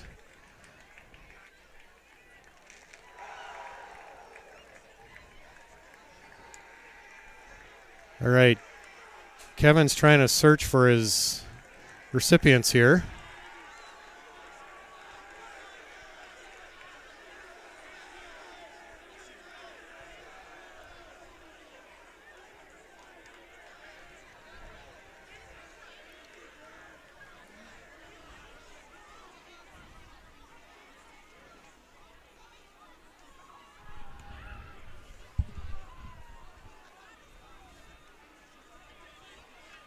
It's going to take him a while, I think. 29 years. The streak. Can you hear me is up over. there, Jeff? I can. All right. He's got them all somehow. Preston, come on over. You don't get to make 15 tackles, Preston, and not get a grinder award. How about that? 15 tackles tonight. I'm going to give you one of those in just a second. I'm going to actually make you wait. Preston Johnson, nice game tonight. Burke, nice game tonight. Tino Mas, I've been wanting to give you one of these all season long. Tonight was the night. So 13-0 at halftime. What did Coach say to you at the half? He just said we need to keep believing in ourselves, and we did, and we just had to execute because everything we wanted in that first half was there, so we just need to continue what we were doing. Your accuracy was really good tonight. What was different going in your mind tonight with your accuracy and how you were throwing the football? Anything different? I mean, it's just easy when I have receivers like Eli, Charlie, Mason, Todd, and an amazing O-line that protects me. It's just it makes my job so much easier. Yes. Hey, Charlie, so your receiving was good tonight, but some of those kickoff returns, what was different in your mentality on those kickoff returns tonight? T really just said run as fast as possible, so I did that, and I had Joey lead blocking for me, and it worked out. Well, that was good. That was a huge part of the game. That's probably not going to show up a lot in the score sheet. That was a huge part of the game. Eli, just another big game tonight, both offensively and defensively. How about Massa just throwing it right down the stovepipe to you? It's just beautiful. It's beautiful when he makes those beautiful throws right to the pocket. It's pretty easy for me. He makes it easy for sure. Yeah. So a little bit of a heartbreak. He got that one huge sack, and they had the holding penalty. It took that back. That kind of a gut wrencher. Yeah, a little bit, but I mean, the team came back. We just came back. That's all. Preston, that's safety. 15 tackles again tonight. You had 12 last week, 15 tonight. So I'm going to take last week and this week and put them together and get you a grinder trophy for that. How come you're making so many dang tackles? Well, both these teams have been run-first teams, and they got a really good O-line, so that's going to force me and other DBs to make tackles, and that's what our plan was going into it. I just ran in, hit him as hard as I could, and it worked out. So how does it feel to be in the history books? It's 29 years since the River Falls team was won on this turf right here. How does that feel? Pretty dang good. I think everybody thinks, yeah, awesome. As a sophomore, do you even realize the gravity of what's happened tonight? It's crazy. So much people talk about it. That's all awesome leading up to this, really. Yeah. How about you, Mr. Massa?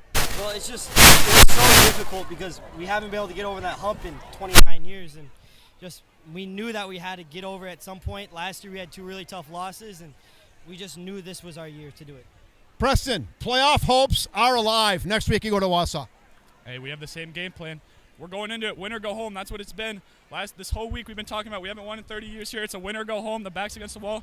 We came in and did our job, and we're going to keep doing it. So that was good. A great after the night. Really fun to watch. Your Massa. Here's one for you tonight. Here's one for you, Mr. Burke. One for you. And I'm going to get the one to your dad to get to you because I know where to find you. All right? I got one sitting in the basement for you at home. Garage Gridiron Grinders tonight. I'm going to get you guys' picture. We're going to take this right back upstairs to Jeff Johnson. He's going to give out all these great statistics. There you go, Jeff. All right. Come on. Try to turn that down here. Thanks, Kevin. Sorry about all the static there. We're a little bit of ways from there in the booth. We're pretty high up here in the press box in Menomonie. So we already did go through the stats, so probably don't need to go through that again. We'll just talk about what's going to happen next week. Wildcats head to Wausau West with their playoff hopes on the line. Like Preston said, it's win or go home, and that's the same mentality they're going to have to keep next week as they head to Wausau to try to keep their hopes alive here. So until next week, for Kevin Westhouse, I'm Jeff Johnson. Jacob Oddie, just great job on the camera work.